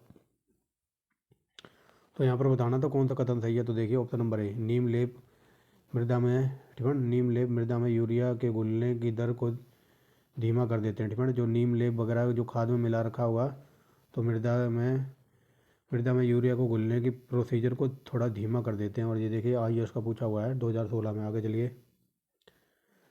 भारत में उर्वरक उद्योग के बारे में निम्न में से कौन सा कथन सही नहीं है तो भारत में विश्व का नाइट्रोजन उर्वरकों में सबसे बड़ा तीसरा उत्पादक देश है, ये सही है। हाल के वर्षों में यह देश का निजी क्या बोल रहा हूँ हाल के वर्षों में यह देश का तेज़ी से विकसित होने वाला उद्योग है, ये सही है रासायनिक उर्वरकों के संबंध में भारत आत्मनिर्भर है आत्मनिर्भर अभी नहीं है, क्योंकि कुछ रसायन हमें बाहर से मंगाने पड़ते हैं तो यही गलत है और गलती हमें बताना था। आगे चलिए निम्नलिखित में से किस कण का व्यास 0.002 होता है, और ये वेरी वेरी मोस्ट इंपॉर्टेंट है, ये UPPSC में कई बार पूछा है 0.02, तो आई थिंक ये मृतिका का होता है। ठीक है फ्रेंड्स, आई थिंक। ठीक है फ्रेंड्स, तो चलिए देखते हैं। यहाँ पर ये व्यास देख लेना 0.002, ऑप्शन नंबर बी है मेरे अकॉर्डिंग। ठीक है, मैं अगर होता तो इस पर लगा के आता। तो ये देखिए ऑप्शन नंबर बी ही है। ठीक है फ्रेंड्स, आगे चलिए। निम्नलिखित में से किस जिले में मार मृदा पाई जाती है? तो मार मृदा पाई जाती है झांसी में। आगे चलिए। राष्ट्रीय खाद्य सुरक्षा मिशन का एक लक्ष्य धारणीय रीति के देश के चुनिंदा जिलों में खेतीगत जमीन में बढ़ोतरी और उत्पादकता में वृद्धि लाकर कुछ फसलों की उत्पादकता में वृद्धि लाना है। तो ये फसलें कौन कौन सी हैं? तो ये फसलें हैं गेहूँ, चावल और तिलहन। ठीक है, ऑप्शन नंबर ए इन फसलों को बढ़ोतरी करना चाहती है। आगे चलिए। MON डिफेंस मोन 863 मक्का की एक किस्म है। यह है निम्नलिखित किस एक के कारण से समाचारों में है? ठीक है, तो देखिए ऐसे क्वेश्चन IAS में पूछे जाते हैं कि निम्नलिखित में से यह फसल चर्चा में क्यों है, समाचारों में क्यों है। तो देखिए किस वजह से ये 2010 में चर्चा में थी। यह ठीक है, यह जानिनिक प्रवर्तिक किस्म है जिसमें नासीजीव प्रतिरोधी क्षमता रखते हैं। ठीक है, ये उस टाइम करंट अफेयर का क्वेश्चन होगा समाचारों में। नेक्स्ट देखिए क्या कहता है। सूक्ष्म सिंचाई की पद्धति के संदर्भ में निम्नलिखित कथनों पर विचार कीजिए। यहाँ पर बताना कौन सा कथन सही है। ठीक है, तो इस क्वेश्चन को हटा दो क्योंकि इसके ऑप्शन नहीं है हमारे पास सही। ठीक है, तो फिर भी पढ़ लेते। मृदा से उर्वरक पोषक हानि कम की जा सकती है। ठीक है, मृदा से उर्वरक पोषक हानि कम की जा सकती है किससे? सूक्ष्म सिंचाई के दौरान। ठीक है, सूक्ष्म सिंचाई के संबंध में बताना है। तो ये तो पढ़ने से सही लग रहा है। आगे चलिए। यह है वर्षाधीन खेतों की सिंचाई का एकमात्र साधन है। ठीक है, तो एकमात्र। ठीक है, यहाँ पर जोर दिया गया है एकमात्र पर। एकमात्र तो होगा नहीं। ठीक है, क्योंकि सिंचाई के साधन और भी हैं, सिर्फ वर्षा पे थोड़ी डिपेंड है किसान। ठीक है, तो इसको छोड़िए और आगे बढ़िए। और ये IAS का पूछा हुआ होगा। ठीक है, उस टाइम। आगे चलिए। भारत की। ठीक है, भारत की निम्नलिखित फसलों पर विचार कीजिए। तो चलिए विचार करते हैं। यहाँ पर बताना है उपयुक्त में से कौन सा प्रमुखता वर्षा आधारित फसलें हैं। तो बताइए प्रमुखता वर्षा आधारित फसलें कौन कौन सी हैं? तो ये हो जाएगा मूंगफली, तिल और बाजरा। ठीक है, ये मुख्यतः वर्षा आधारित फसलें हैं। ठीक है, आगे चलिए। भारत में निम्नलिखित फसलों पर विचार कीजिए। उपयुक्त। ठीक है, निम्नलिखित उपयुक्त में से कौन सी दलहन चारा हरी खाद के रूप में प्रयोग होता है? तो किसका होता है?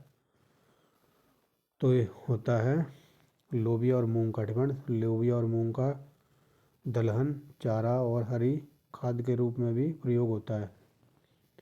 समझ गए होगे। ठीक है, तो लोबिया वगैरह हरी हरी होती है ना, और मूंग की दाल वगैरह। ठीक है, तो मूंग की दाल भी बोलते हैं और चारे में भी यूज हो जाती है। तो ऑप्शन नंबर बी। आगे चलिए। ये देखिए ये IAS के क्वेश्चन चल रहे हैं पूछे हुए। ठीक है, आगे चलिए। निम्नलिखित कथनों पर विचार कीजिए। यहाँ पर बताना कौन सा कथन सही है। तो चलिए देखिए। भारत के कुल भौगोलिक क्षेत्र का लगभग 20% क्षेत्र वन के रूप में है और कुल वन का लगभग 40% सघन वन क्षेत्र है। तो 40% तो बहुत ज़्यादा बोल दिया, तो ये गलत है। ठीक है, 40% हमारे देश पर 1/3 यानी कि 33% भाग पर जल नहीं वन बनाए रखने का प्रावधान किया गया है। ठीक है, लेकिन यहाँ पर ये 40 तो बहुत ज़्यादा। आगे चलिए। राष्ट्रीय वन कार्यक्रम। ठीक है, राष्ट्रीय वन कार्यक्रम का उद्देश्य भारत के 1/3। ठीक है, तो ये अभी बताया ना 1/3 यानी कि 33%। 1/3 क्षेत्र को वनों से ढकना है। तो ऑप्शन नंबर दूसरा सही है। Option number A. ठीक है, ऑप्शन नंबर ए यानी कि दूसरा सही है। और ये कई बार ग्रुप CD एग्जाम में पूछ लेता है सीधा। आगे चलिए। पश्चिम बंगाल की तुलना में आंध्र प्रदेश में शुद्ध रोपित क्षेत्र की कुल क्षेत्रफल में प्रतिशतता कम है। तो ये बताइए और कारण क्या कहता है?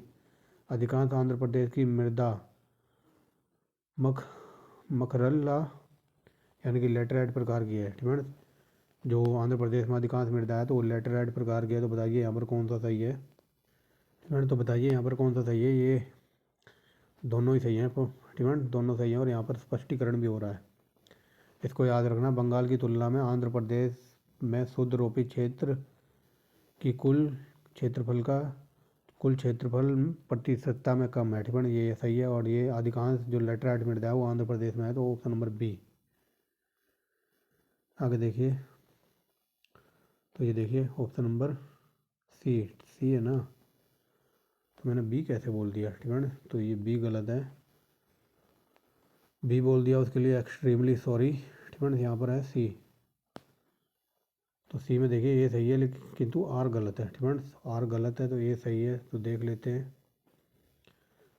तो देखिए अधिकांश मृदा, ठीक है, अधिकांश मृदा मतलब बहुत सारी मृदा, लेटराइट मृदा आंध्र प्रदेश में, ठीक है, लेटराइट मृदा सिर्फ आंध्र प्रदेश में नहीं है, अधिकांश मतलब ज़्यादा से ज़्यादा लेटराइट मृदा वो आंध्र प्रदेश में नहीं है, ठीक है, आंध्र प्रदेश के अलावा भी राजस्थान वगैरह में पाई जाती है, ठीक है, तो समझ गए होंगे, तो ये सही है, आर गलत है, ठीक है। आगे चलिए,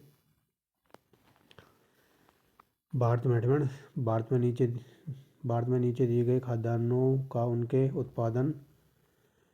उत्पादन का सही ह्रासमान क्रम में, ठीक है, तो ह्रासमान क्रम में मतलब घटते क्रम में, ठीक है, ह्रासमान होता है ना हानि हो गई, ठीक है, ह्रासमान यानी घटते क्रम में लगाना है। तो चलिए देखिए, तो चावल, फिर उसके बाद गेहूँ, फिर मोटे अनाज, फिर दालें, ठीक है, समझ गए होगे, ऊपर पढ़ा के आया हो ना कि भारत में सबसे ज़्यादा प्रमुख फसल खाद्यान्न फसल है चावल, तो सबसे ज़्यादा चावल खाए जाते हैं, फिर गेहूँ, फिर मोटे अनाज और फिर दालें वगैरह, ठीक है, तो ऑप्शन नंबर डी।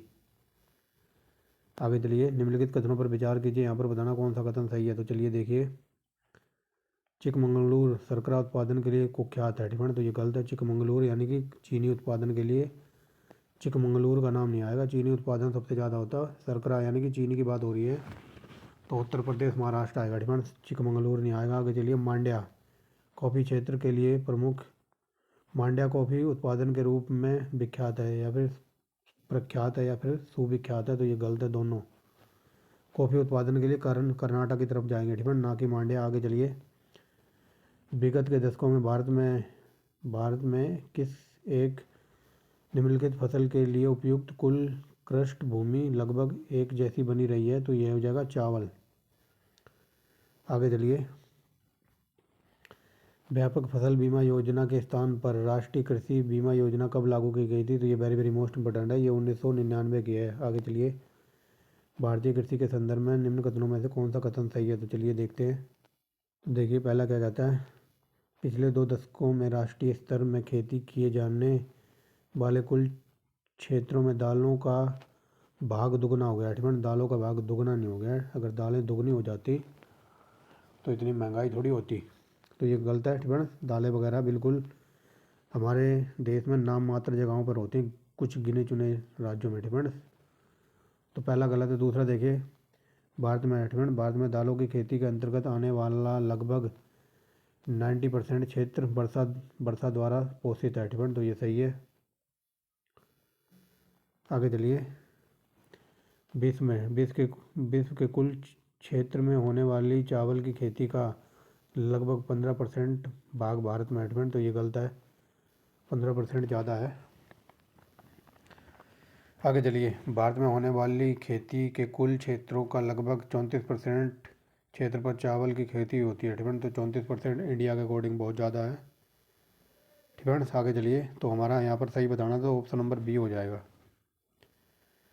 नेक्स्ट देखिए क्या कहता है, मूल्य के संदर्भ में 97-98 वर्ष में 1999 से 2000 तक की 3 वर्ष की अवधि के दौरान भारत द्वारा निम्नलिखित में से किस एक वस्तु का अधिकतम कृषि निर्यात किया गया है, तो बताइए सबसे ज़्यादा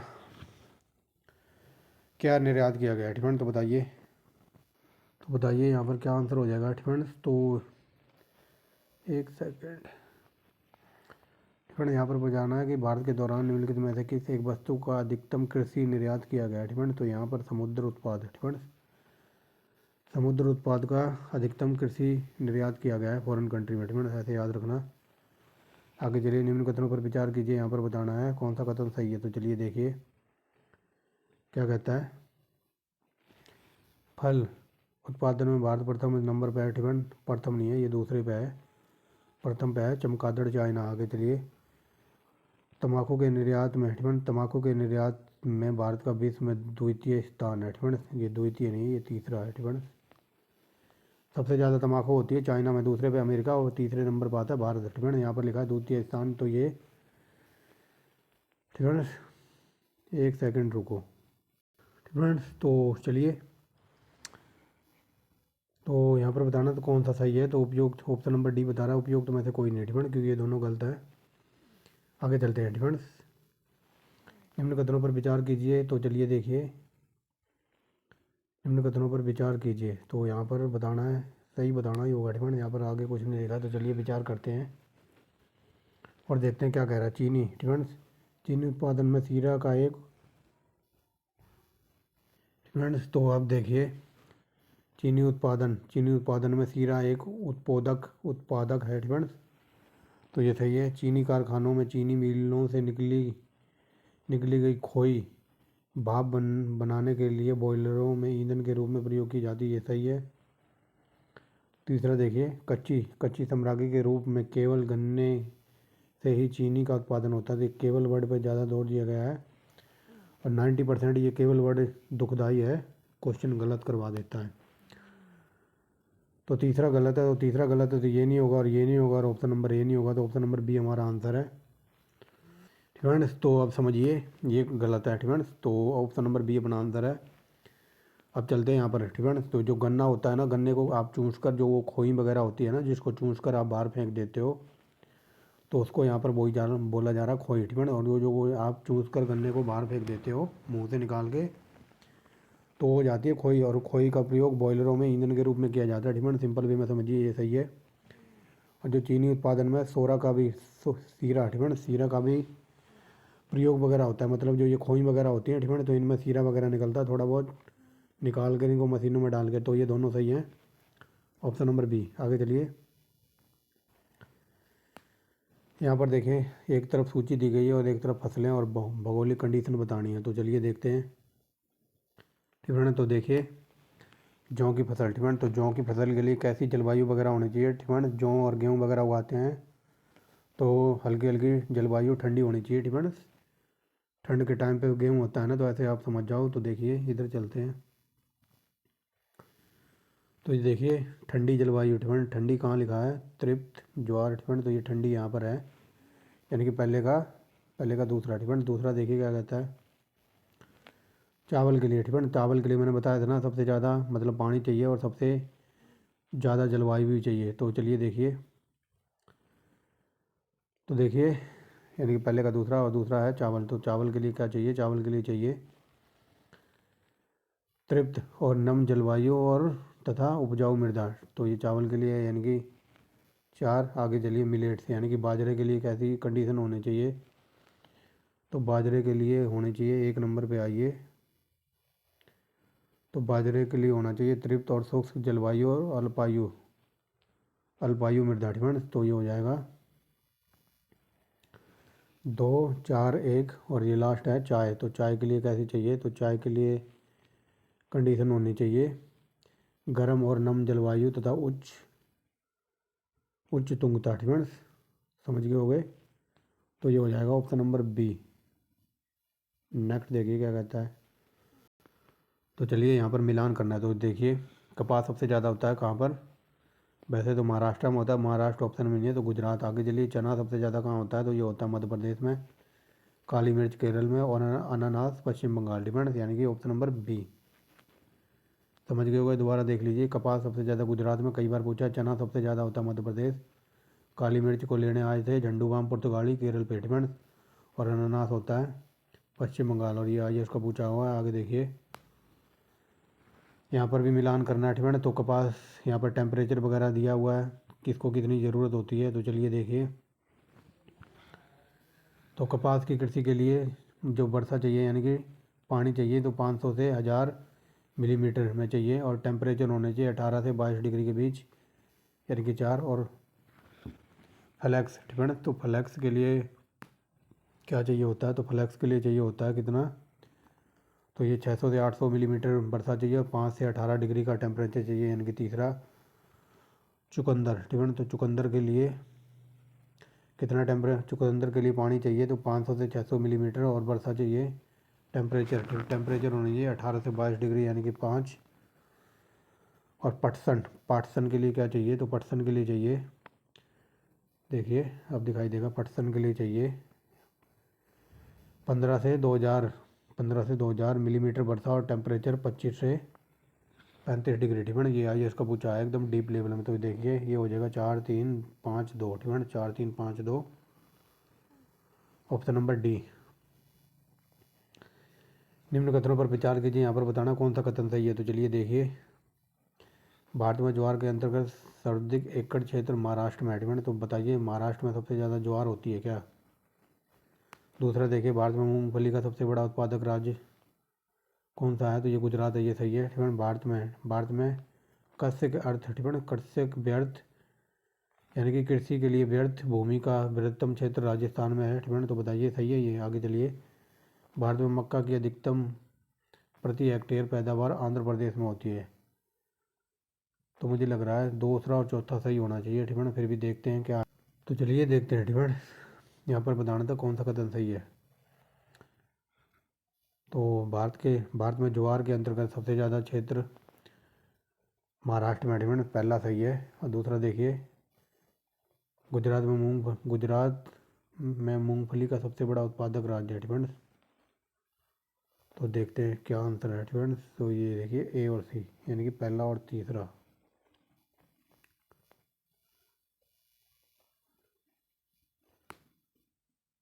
तो देखिए पहला तो सही है, महाराष्ट्र में सबसे ज़्यादा ज्वार उत्पादक क्षेत्र एकड़ में है, ठीक है ना। ऐसे समझिए, यहाँ पर जो ज्वार की खेती हुई है जो प्रति एकड़ क्षेत्र महाराष्ट्र में सबसे ज़्यादा, ये सही है। और भारत में जो सबसे ज़्यादा वेस्ट भूमि पड़ी है, मतलब जहाँ पर कृषि वगैरह नहीं हो सकती, तो उसमें सबसे ज़्यादा राजस्थान का नंबर आता है। तो ये तीसरा सही है, ठीक है ना। आगे देखिए, भारत में मक्का की अधिकतम प्रति हेक्टेयर पैदावार आंध्र प्रदेश में नहीं होती, ठीक है ना। प्रति हेक्टेयर की बात होगी यहाँ पर, तो प्रति हेक्टेयर में मक्का का उत्पादन आंध्र प्रदेश नहीं करता है, ये कर्नाटक वगैरह में होती है, ठीक है ना। तो पहला और तीसरा सही है। बाकी अब गुजरात हो गया है मूंगफली के उत्पादन में, अब सबसे बड़ा उत्पादक राज्य गुजरात हो गया, ठीक है ना। बट ये क्वेश्चन पूछा हुआ है 2002 के अकॉर्डिंग, उस टाइम गुजरात वगैरह नहीं था, ठीक है ना। तो इसलिए इसको बाहर कर देते हैं। अगर आप पूछ ले करंट के टाइम, ठीक है ना, करंट में गुजरात मूंगफली का उत्पादन में नंबर 1 पे है, ठीक है ना। तो पहला तीसरा ऑप्शनों के अकॉर्डिंग सही है। और ये क्वेश्चन 2002 में पूछा हुआ है, ठीक है ना। तो 2002 में मतलब गुजरात मूंगफली के उत्पादन में नंबर 1 नहीं होगा, ठीक है ना। आगे चलिए, पोर्ट ब्लेयर के समीप प्रसिद्ध ब्लेयर प्रवाल भित्ति मृत हो रही है, ठीक है ना। तो मृत क्यों हो रही है, तो ये भूमंडलीय उष्मन के कारण, ठीक है ना, जो मतलब प्रवाल भित्ति धीरे धीरे खत्म हो रही है पोर्ट ब्लेयर में, तो ये हो है ग्लोबल वार्मिंग के कारण, ठीक है ना। ऑप्शन नंबर सी। आगे चलिए, 1966 में, ठीक है ना, 1966 में 1966 ईस्वी में ओक फेलोरा, ठीक है ना, ओक फेलोरा की खोज ने भारतीय रेशम उत्पादन के इतिहास में एक नया अध्याय जोड़ दिया।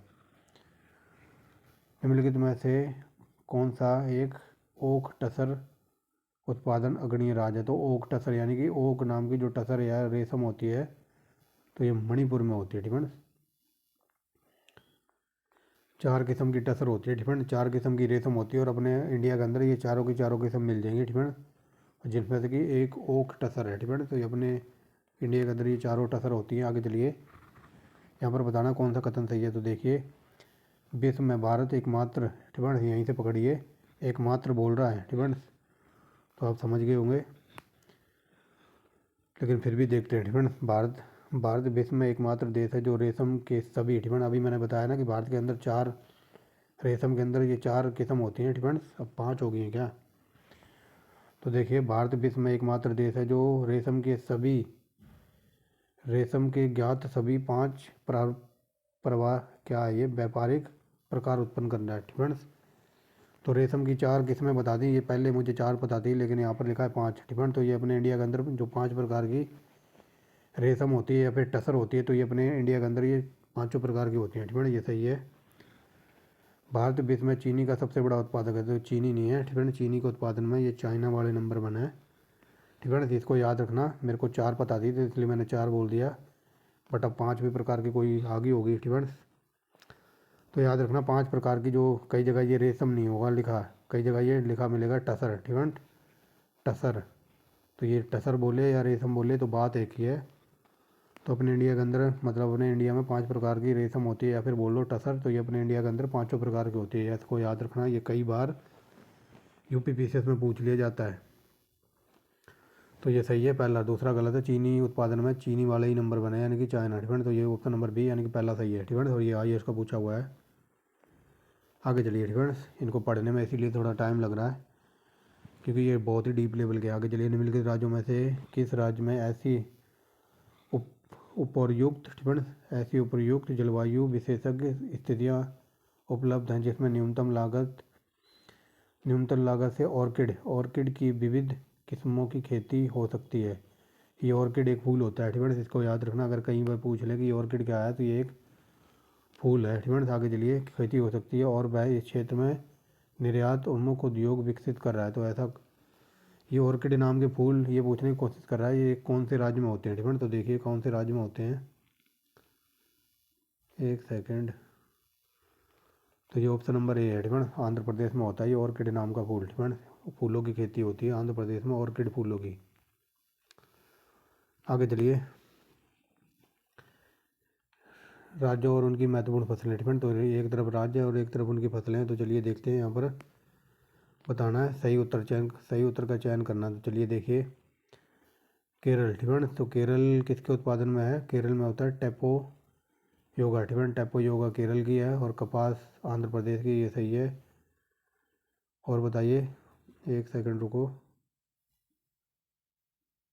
तो चलिए। ठीक है, यहाँ थे ना केरल। केरल में होता है टेपियोगा।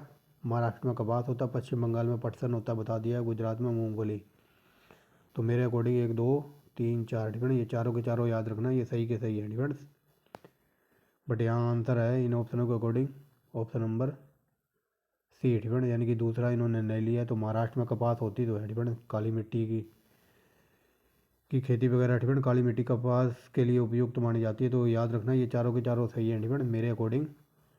तो इसका 5वां ऑप्शन ऐड कर लो, all of the above correct. ठीक है, आगे चलिए। भारत। ठीक है, आप थोड़ा चाय वगैरह को देखते हैं। भारत में चाय का महत्वपूर्ण निर्यातक देश है। ठीक है, तो बताइए। ठीक है, भारत में ये पूछा जा रहा है कि भारत जो अपने देश की चाय है फॉरेन कंट्रियों में भेजता है। तो पहला सही है। ठीक है, आगे देखिए। भारत में चाय की घरेलू खपत बहुत कम है। ठीक है, तो ये कोई बात जमी नहीं है। ठीक है, भारत में जो चाय होती है वो फॉरेन कंट्री में भेजी जाती है। ये तो सही है। ठीक है, यहाँ तक तो सही है। भारत की जो चाय है वो फॉरेन कंट्री में भेजी जाती है, लेकिन ये कह रहा है कि भारत में चाय की घरेलू खपत बहुत कम है। ठीक है, घरेलू खपत बहुत कम नहीं है, बहुत ज़्यादा है। ठीक है, क्योंकि यहाँ पर लोग इंडिया में उठते ही सबसे पहले चाय मांगते हैं।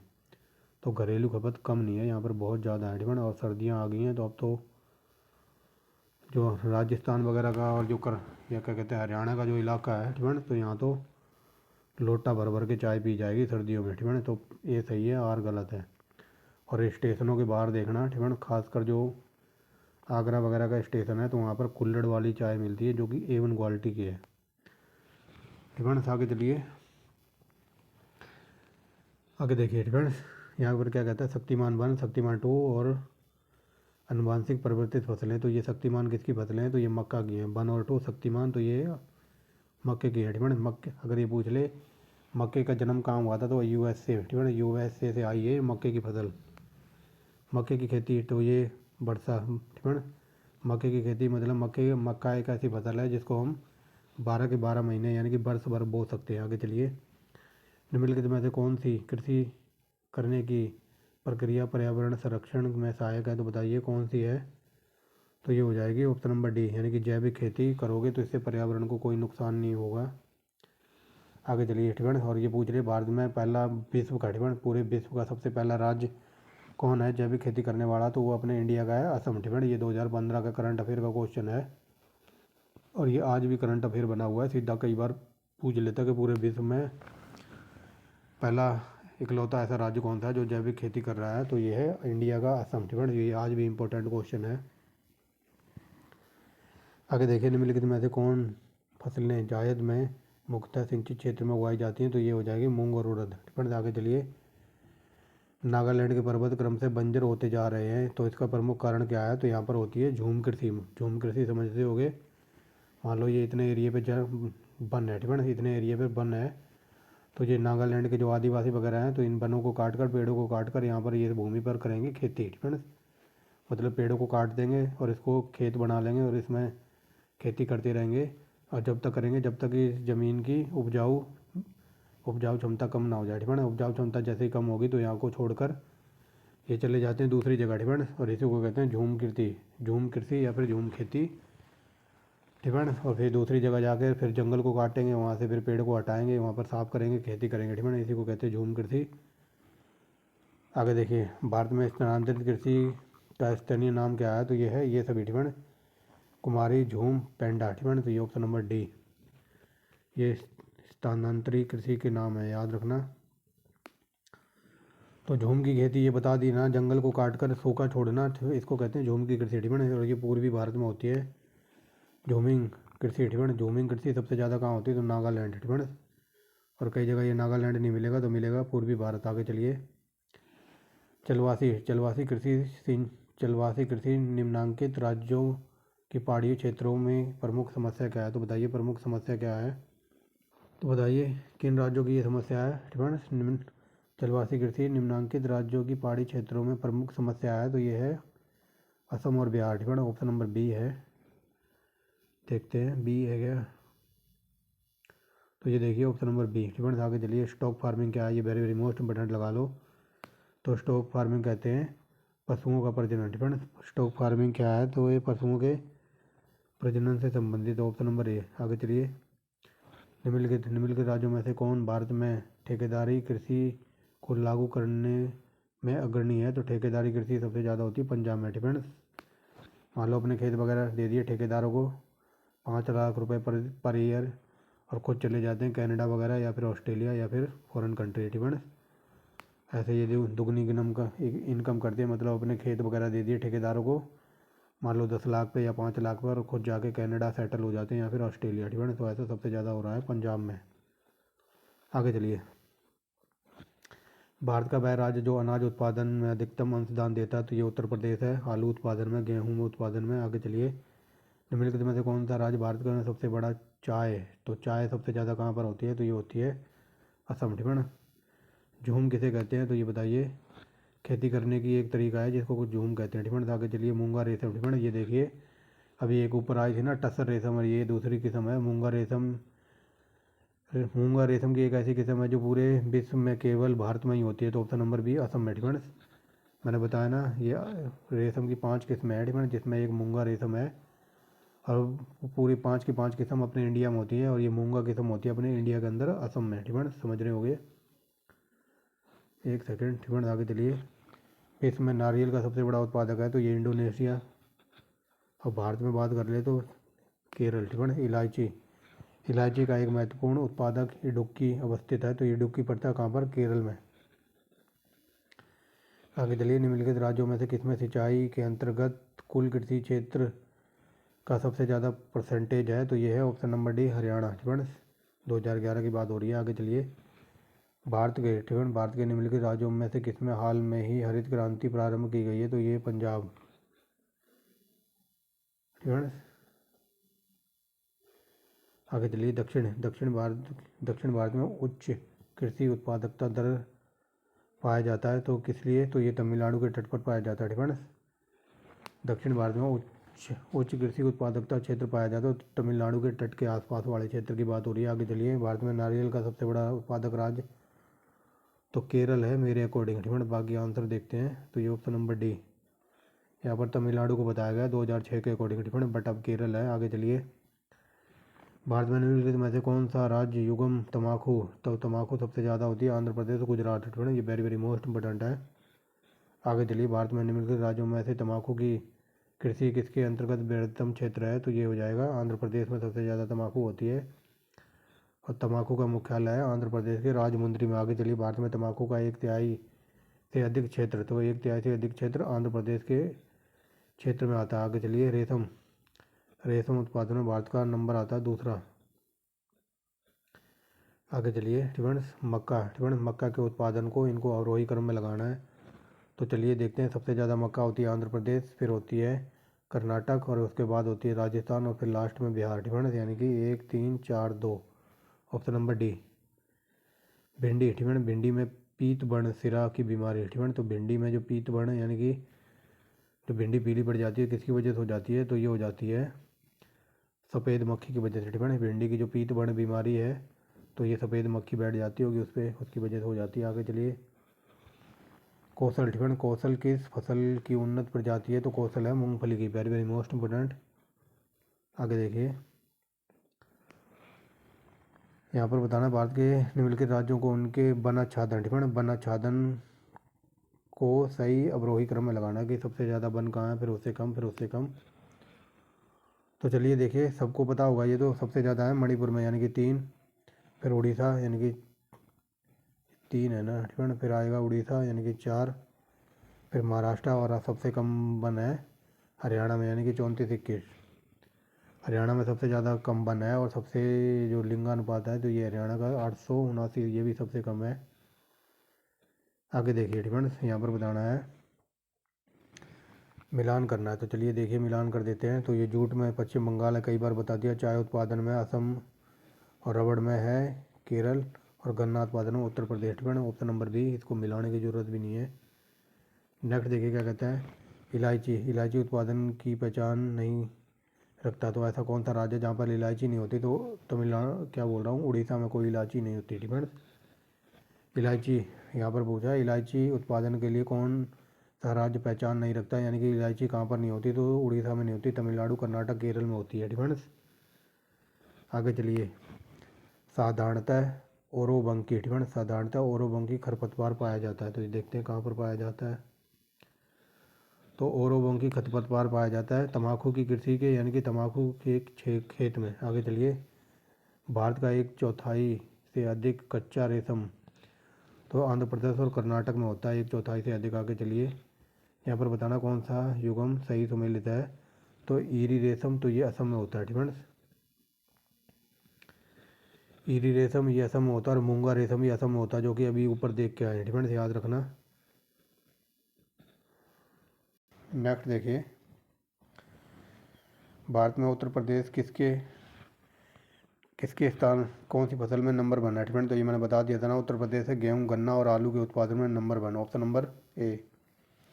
यहाँ पर बताना कौन सा कथन गलत है। डिफरेंट तो चलिए, गन्ना मलेशिया की एक प्रमुख बागवानी फसल है। डिफरेंट तो ये गलत है। आगे चलिए, कहवा, डिफरेंट कहवा के लिए एक महत्वपूर्ण ब्राज़ील, कहवा ब्राज़ील की एक महत्वपूर्ण बागवानी फसल है, ये सही है। और यहाँ से यूपीपीएससी में कई बार क्वेश्चन पूछा जाता है कि जो ब्राज़ील में जो कॉफ़ी के बागान या फिर बाग होते हैं तो उनको क्या कहते हैं, उनको कहते हैं फजेंडा। Different fazenda. और कॉफ़ी का प्रमुख बंदरगाह है सेंटोस, उसको सेंटोस बंदरगाह कहते हैं। ये सब हम देखेंगे विश्व की जियोग्राफी के अकॉर्डिंग। अगर किसी को फिर भी विश्व की जियोग्राफी पढ़नी है, एनसीईआरटी ठीक है ना, एनसीईआरटी से पूरा नचोड़ विश्व की जियोग्राफी का करा रखा है, तो आप प्ले लिस्ट में जा सकते हैं। भारत में सबसे ज़्यादा हटगण मसाला, भारत का कौन सा मसाला भारत में काला सोना, डिफरेंट काला सोना सिंपल वे में समझिए, ये कहते हैं काली मिर्च को। यहाँ पर मिलान करना है। डिफरेंट यहाँ पे देखिए क्या कहता है, यहाँ पर सही उत्तर बताना है, तो चलिए देखिए देखते हैं। डिफरेंस भारत में कर्नाटक कच्चे रेशम का सबसे बड़ा उत्पादक है, ये सही है। भारत में आंध्र प्रदेश शहतूश रेशम का सबसे बड़ा उत्पादक है, तो शहतूश रेशम का सबसे बड़ा उत्पादक नहीं है। आगे देखिए, भारत में झारखंड टसर रेशम का सबसे बड़ा उत्पादक है, ये सही है। भारत में मेघालय ईरी रेशम का सबसे बड़ा उत्पादक है। तो ये गलत है, यहाँ पर सही है, यानी कि पहला तीसरा सही है। एक फसली कृषि विशेषता है, तो ये ऑप्शन नंबर बी। व्यापारिक अन्य कृषि की फसल चक्र से क्या अभिप्राय है, या फिर क्या फसल चक्र आवश्यक है, तो बताइए किसके लिए, मृदा की उर्वरता शक्ति में वृद्धि हेतु। डिफरेंस फसल चक्र क्या होता है, मान लो आपने ये खेत है, इसमें गेहूँ उगा दिए। डिफरेंस गेहूँ 4 महीने तक गेहूँ खड़े रहे, फिर गेहूँ के बाद मक्का उगा दी। डिफरेंस अब ये ना हो कि 12 के 12 महीने इस पर गेहूँ गेहूँ गेहूँ गेहूँ गेहूँ करते रहो, तो इससे मतलब खेत की जो मिट्टी होती है तो उसकी उर्वरकता कम हो जाती है। डिफरेंस तो फसल चक्र क्यों आवश्यक है, मतलब एक के बाद दूसरी फसल बोना, तो मृदा की उर्वरकता में वृद्धि करने हेतु। डिफरेंस सिंपल वे में समझ के हो गया। आगे चलिए, तो काजू ठीक है, काजू उत्पादन में सबसे नंबर 1 क्वालिटी पे है महाराष्ट्र, और काजू लेकर आए थे हमारे इंडिया में पुर्तगाली, कई बार बता रखा है ठीक है। महाराष्ट्र में ठीक है। यहाँ पर सिंपल वे में समझिए, सफ़ेद सोना किसको कहते हैं, तो कपास की फसल को सफ़ेद सोना कहते हैं। और काला सोना कहते हैं किसको, काली मिर्च को ठीक है। और ये पूछ लें हरियाणा में काला सोना किसको कहते हैं, तो मुर्रा नस्ल की भैंस होती है तो उसको हरियाणा में ब्लैक गोल्ड कहा जाता है। रबड़ उत्पादन में नंबर 1 पे है आई थिंक केरल ठीक है। और केरल देखना ऑप्शन में है भी या नहीं, केरल है ऑप्शन नंबर सी पे ठीक है। आगे चलिए, दालों में सबसे बड़ा नाम आता है मध्य प्रदेश में, सबसे ज़्यादा दाल वगैरह होती है ठीक है। आगे चलिए, रबड़ की खेती होती है तो ये ऑप्शन नंबर बी भारत में सबसे ज़्यादा रबड़ की खेती होती है, तो ऑप्शन नंबर बी भारत में ठीक है। बीटी का मतलब होता है, बीटी का मतलब होता है अंगूर, देखिए अंगूर कहीं है तो ऑप्शन नंबर डी में है ठीक है। ये देखिए बीटी, इस वर्ड को याद रख लो, बीटी ठीक है। बीटी आगे का बीटी का मतलब होता है अंगूर ठीक है। तो ये देखिए अंगूर के उत्पादन को बीटी कल्चर कहते हैं। और मधुमक्खी ठीक है, तो एपी का मतलब होता है मधुमक्खी ठीक है। तो ये एपी कल्चर हो जाएगा ऑप्शन नंबर सी। आगे चलिए, सब्जी के लिए काम आने वाले पौधे अध्ययन ठीक है, पौधे के अध्ययन को क्या कहते हैं। यहाँ पर पूछा है सब्जी को क्या कहते हैं, ओलेरी ठीक है। ओलेरी है तो option number C, option number D ठीक है। समझ गए होगे, तो ये मंडियों में लेडीजें वगैरह बेचती है ना सब्जी, तो आप लोग जाते हो तो पूछते हो ना और के ले रही है, और तो और के ले रही है यानी कि ओलेरी कल्चर, ऐसे याद रखो। आगे देखिए, भारत में श्रमिक दल प्राय कितने % लोग अपने जीवन यापन के लिए वर्तमान में कृषि में लगे हुए हैं, तो ये लगे हुए हैं 70% ठीक है ना। उस टाइम ये 1997 का क्वेश्चन था, तो उस टाइम जो हमारे देश की जनसंख्या लगभग 70% कृषि पर आश्रित थी, लेकिन अब ये घटकर लगभग 54-55% रह गई है ठीक है। ये 1997 मतलब 100 में से 70 लोग कृषि पर लगे हुए थे 1997 में, लेकिन अब 2021-22 की बात करें तो ये मतलब 50-55 के बीच में है ठीक है। तो यहाँ पर बताना नकदी फसलें कौन कौन सी हैं, तो ये गन्ना, कपास, केला और ये तंबाकू वगैरह, ये सब नकदी फसल में है। हरित क्रांति का गहरा संबंध किससे था, तो बताइए, ये था MS स्वामीनाथन। रबी की फसलें, तो ये वेरी वेरी मोस्ट इम्पोर्टेंट है, तो रबी की फसलें अक्टूबर और नवंबर में बोई जाती हैं। रबी की फसलें बुआई होती है, तो ये देखिए अक्टूबर नवंबर में, ये कई बार पूछा है। आगे चलिए, किसी कृषक के पास बिना सिंचाई की सुविधा वाली लगभग 2 हेक्टेयर वर्षा सिंचित भूमि है, यह किस प्रकार की फसल उगाना पसंद करेगा, तो बताइए। कोई किसान है, थोड़ी सी भूमि है उसके पास और वो भूमि भी है तो वर्षा सिंचित भूमि है, तो बताइए वो कौन सी फसल उगाएगा, तो ये उगाएगा ऑप्शन नंबर डी ठीक है। यानी कि 1 और 4 का चेहरा है ठीक है। तो ये ज्वार और आलू, मान लो ये छोटा सा खेत है ठीक है, और ये भी मतलब ट्यूबवेल वगैरह है नहीं, सिंचाई का कोई साधन नहीं है, मतलब जो भी करेगा तो ऊपर वाला करेगा बरसा के ठीक है। तो लंबे समय तक कौन सी फसल टिक सकती है, आलू टिक सकता है और ज्वार का खेत ठीक है। तो ज्वार वगैरह वैसे भी रेतीले इलाकों में होती है, तो ये 1 और 4 ठीक है, यानी कि आलू और ज्वार। अब ये 3 बता रहा है ठीक है, 3 में क्या है, अरहर है ठीक है, तो यहाँ से आलू को हटा दो, 1 और 3 ठीक है, यानी कि ज्वार और अरहर की दाल वगैरह ठीक है, तो ये लंबे समय तक टिकी रह सकती हैं खेत में बिना विदाउट पानी के भी ठीक है। जब पानी बरसेगा तब ये हरी भरी होएंगी। और ये UPSC का पूछा हुआ है। आगे चलिए, भारतीय कृषि के संबंध में बताना कौन सा कथन सही है, तो चलिए देखिए क्या कहता है ठीक है। देखिए, भारत में विश्व का सर्वाधिक कृषि क्षेत्र है ठीक है, तो ये गलत है ठीक है। भारत में विश्व का सबसे ज़्यादा कृषि क्षेत्रफल है ठीक है, या फिर क्षेत्र है, तो ये गलत है, चाइना में है। फसल के पैटर्न में धान्य फसल की प्राथमिकता है, ये सही है। तीसरा देखिए क्या था, भारतीय कृषि संक्रियाओं के लिए बहुत छोटा है, तो ये दूसरा तीसरा सही है ठीक है। तो ये हो जाएगा ऑप्शन नंबर सी, पहला गलत है। सबसे ज़्यादा कृषि का अंतर्गत क्षेत्र है चाइना में, ना कि भारत में। और यहाँ पर कह रहा है भारतीय कृषि की सक्रियताओं के लिए बहुत छोटा है ठीक है। आपने अमेरिका वगैरह के खेत देखोगे, अमेरिका के देख लो या इंग्लैंड के देख लो, तो उनके खेत में इतनी बढ़िया पैदावार होती है, और उसके मेन कारण ये है, मान लो अपने इंडिया में है, मान लो एक बंदे के पास 10 बीघे खेत है, और 10 बीघे में से 2 बीघा यहाँ है और 2 बीघा यहाँ इस दूसरे गांव में है और 4 बीघा यहाँ है तीसरे गांव में और 4 बीघा इधर है। ये मतलब थोड़ी दूर और 4, मान लो 10 बीघा खेत है और वो 4 जगह बटा हुआ है। तो ये प्रमुख कारण है अपने इंडिया में कृषि की वैल्यू डाउन करने का। डिपेंड्स, मान लो एक किसान है तो वो 2 बीघा इसी में लगा रहेगा तो ये कहेगा यार ये जो खेत है इधर पड़ा हुआ है इसको कल देखेंगे छोड़ो। और यहाँ 4 दिन बाद यहाँ गया तो यहाँ का करके फिर कहेगा यार थक गया हूँ इसको 2 दिन बाद देखेंगे। लेकिन अमेरिका में ऐसा नहीं है। अमेरिका में मान लो अगर किसी के पास 50 बीघा खेत है तो वो 50 बीघा उसका एक ही जगह है। ठीक है, इसी में मान लो किसी अमेरिका में एक आदमी के पास 50 बीघा खेत है तो 50 का 50 बीघा उसका एक ही जगह होगा। ठीक है, इसीलिए वहाँ की टेक्नोलॉजी देखना, उनके इतने बड़े बड़े ट्रैक्टर होते हैं और ट्रैक्टर भी इतने उनके बड़े बड़े हैरो होते हैं तो वो एक ही दिन में ये 50 बीघा को भी जोत सकते हैं और इसमें बीज वगैरह बो सकते हैं। और हमारे यहाँ छोटे छोटे खेत हैं। ठीक है, एक यहाँ है एक यहाँ है एक यहाँ है एक यहाँ है तो बंदा एक में ही उलझा रहेगा दूसरे में क्या जाएगा। ठीक है, तो यही मेन कारण बताया जा रहा है। तो ये ऑप्शन नंबर सी। यूट्यूब पे देखना कभी। ठीक है, ये लिखना अमेरिकन एग्रीकल्चर तो वहाँ देखना उनके इतने बड़े बड़े खेत होते हैं भाई साहब और उनकी टेक्नोलॉजी क्या ज़बरदस्त है क्योंकि उन्हें पता है बड़ा खेत है तो फिर बड़ी टेक्नोलॉजी चाहिए इसको बोने के लिए और इसको काटने के लिए। समझ गए होगे। I hope you understand very well. So let's back down. Next question क्या कहता है, भारत में झूम कृषि के संबंध में कौन सा कथन सही है। तो यह ठिपण पूर्वोत्तर भारत में की जाती है। मैंने कई बार बता दिया ठिपण पूर्वोत्तर भारत में ये झूम कृषि की जाती है। तो देखिए यह भारत के उत्तर पूर्वी राज्यों में अधिकांश प्रथा है। ठिपण तो ये उत्तर पूर्वी भारत में कहा जाता है। आगे चलिए, इसे कृत्रिम दहन तकनीकी के रूप में उल्लेखित किया जाता है। ये भी सही है। इसमें मृदा की उर्वरता कुछ वर्षों में समाप्त हो जाती है। तो ये मैंने बताया था ना, तो ये तीनों सही है। मैंने बताया था ना, मान लो ये जंगल को काट कर इसमें खेती कर रहे हैं और यहाँ पर जब तक ये मृदा उपजाऊ रहेगी तो ये जब तक करते रहेंगे। अब ये मिट्टी की उपजाऊपन ख़त्म हो गया तो इसको छोड़कर दोबारा ये किसी जंगल को काटेंगे फिर खेती करेंगे। ठीक है ना, तो वही बात बताई जा रही है कि इसमें मृदा की उर्वरता कुछ वर्षों के बाद समाप्त हो जाती है। तो ये सही है, तीनों सही है। ठीक है, आगे चलिए।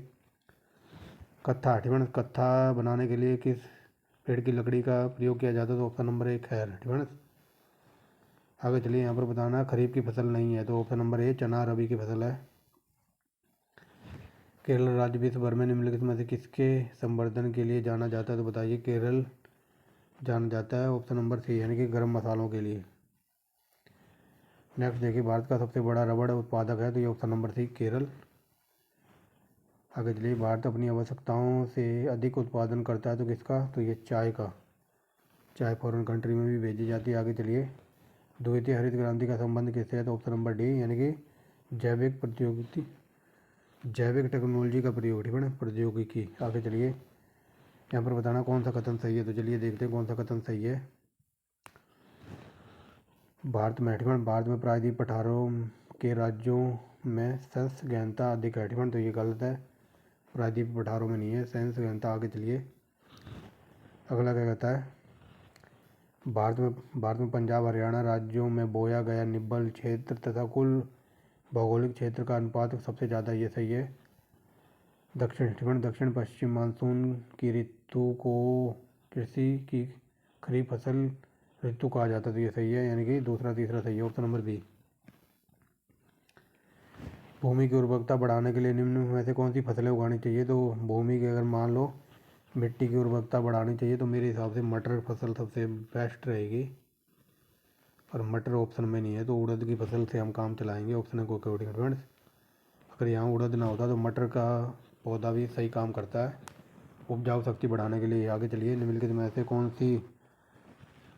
कौन सी फसल खरीफ की फसल नहीं है। तो ये है मसूर की दाल। ठीक है, ये आती है रबी के अंदर 8वीं। ठीक है, 8वीं योजना के अंतर्गत यानी कि पंचवर्षीय योजना की बात हो रही है।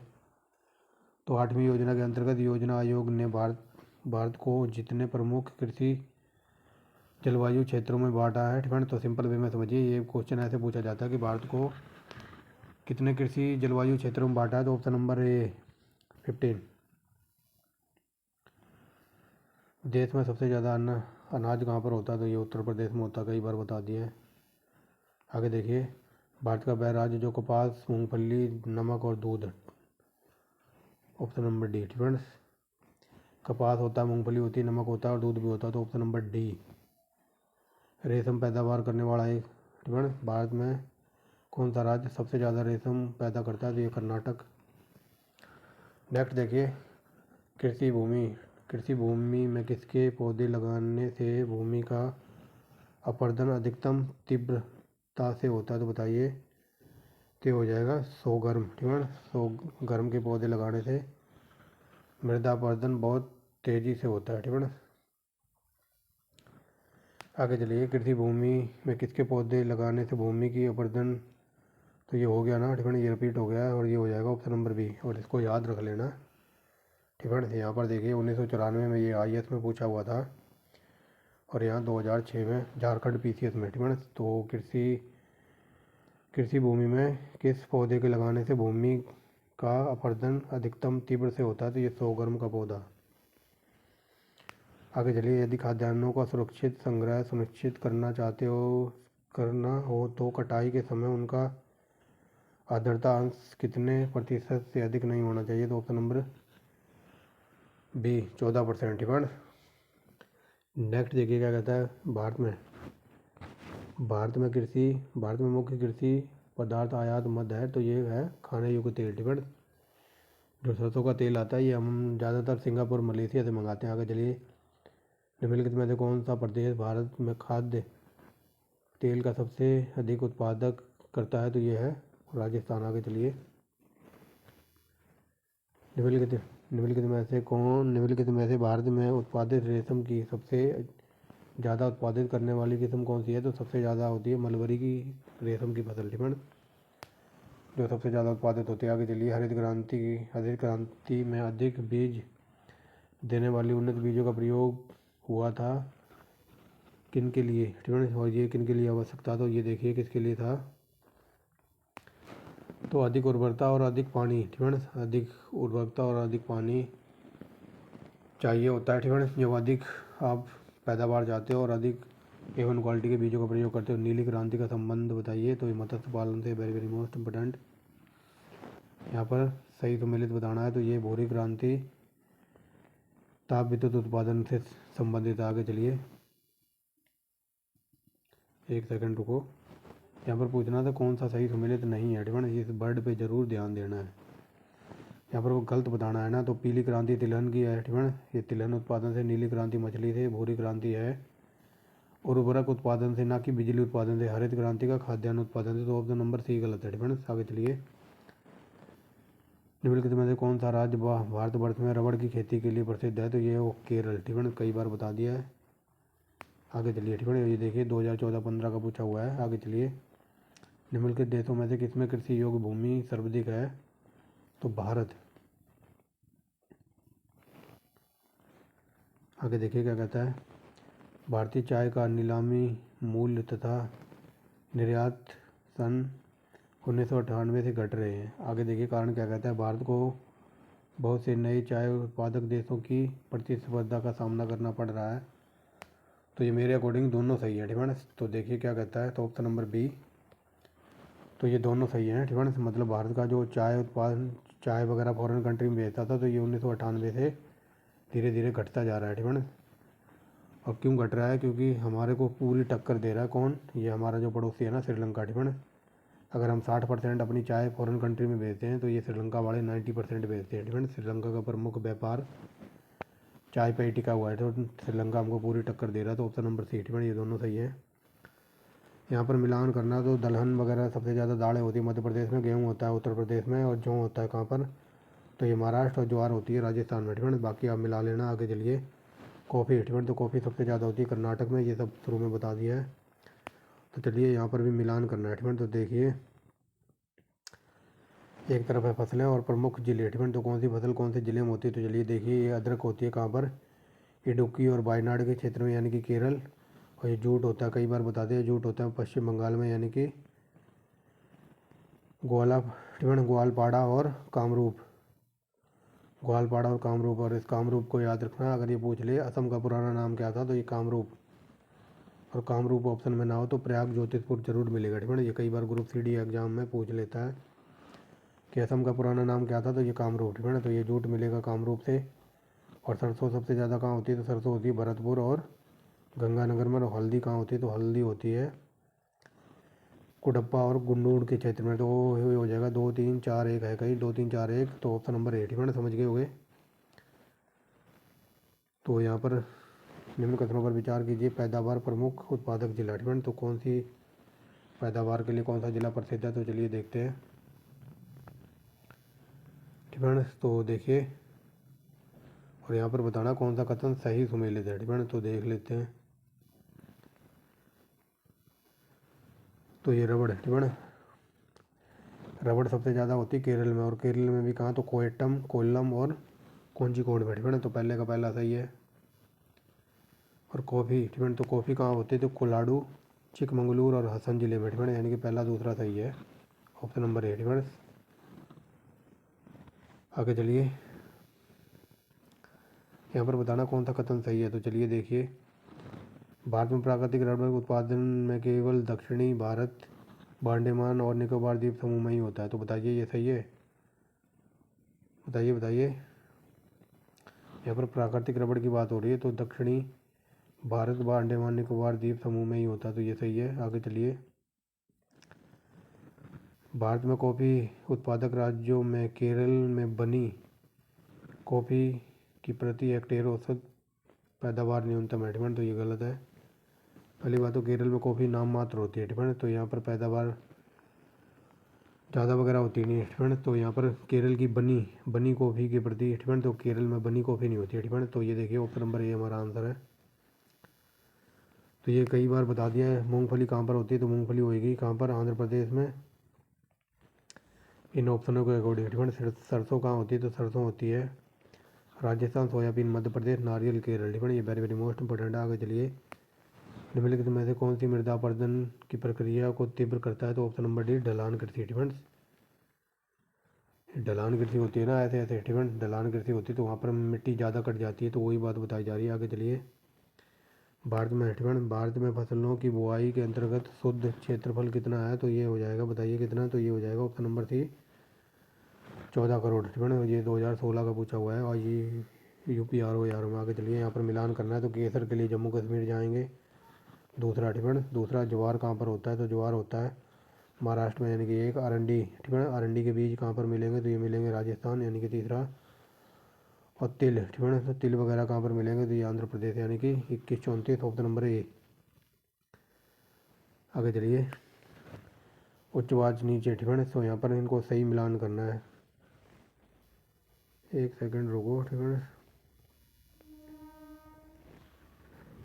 ठीक है, तो चलिए, और इस क्वेश्चन को दीजिए छोड़, ठीक है, क्योंकि ये IAS का क्वेश्चन है और ये मैप के अकॉर्डिंग पूछ रखा होगा, ठीक है। यहाँ पर उच्च वाच क्षेत्र बता रखे हैं, ठीक है, और यहाँ पर मान लो ये इंडिया का नक्शा है, तो यहाँ पर 2 लिखा होगा, कहीं पे 4, कहीं पे 5, कहीं पे 8, ठीक है, तो ये नंबरों के अकॉर्डिंग देख के बताना होगा कि कौन सा उच्च वाच किस राज्य में, ठीक है, तो समझ गए। आगे चलते हैं,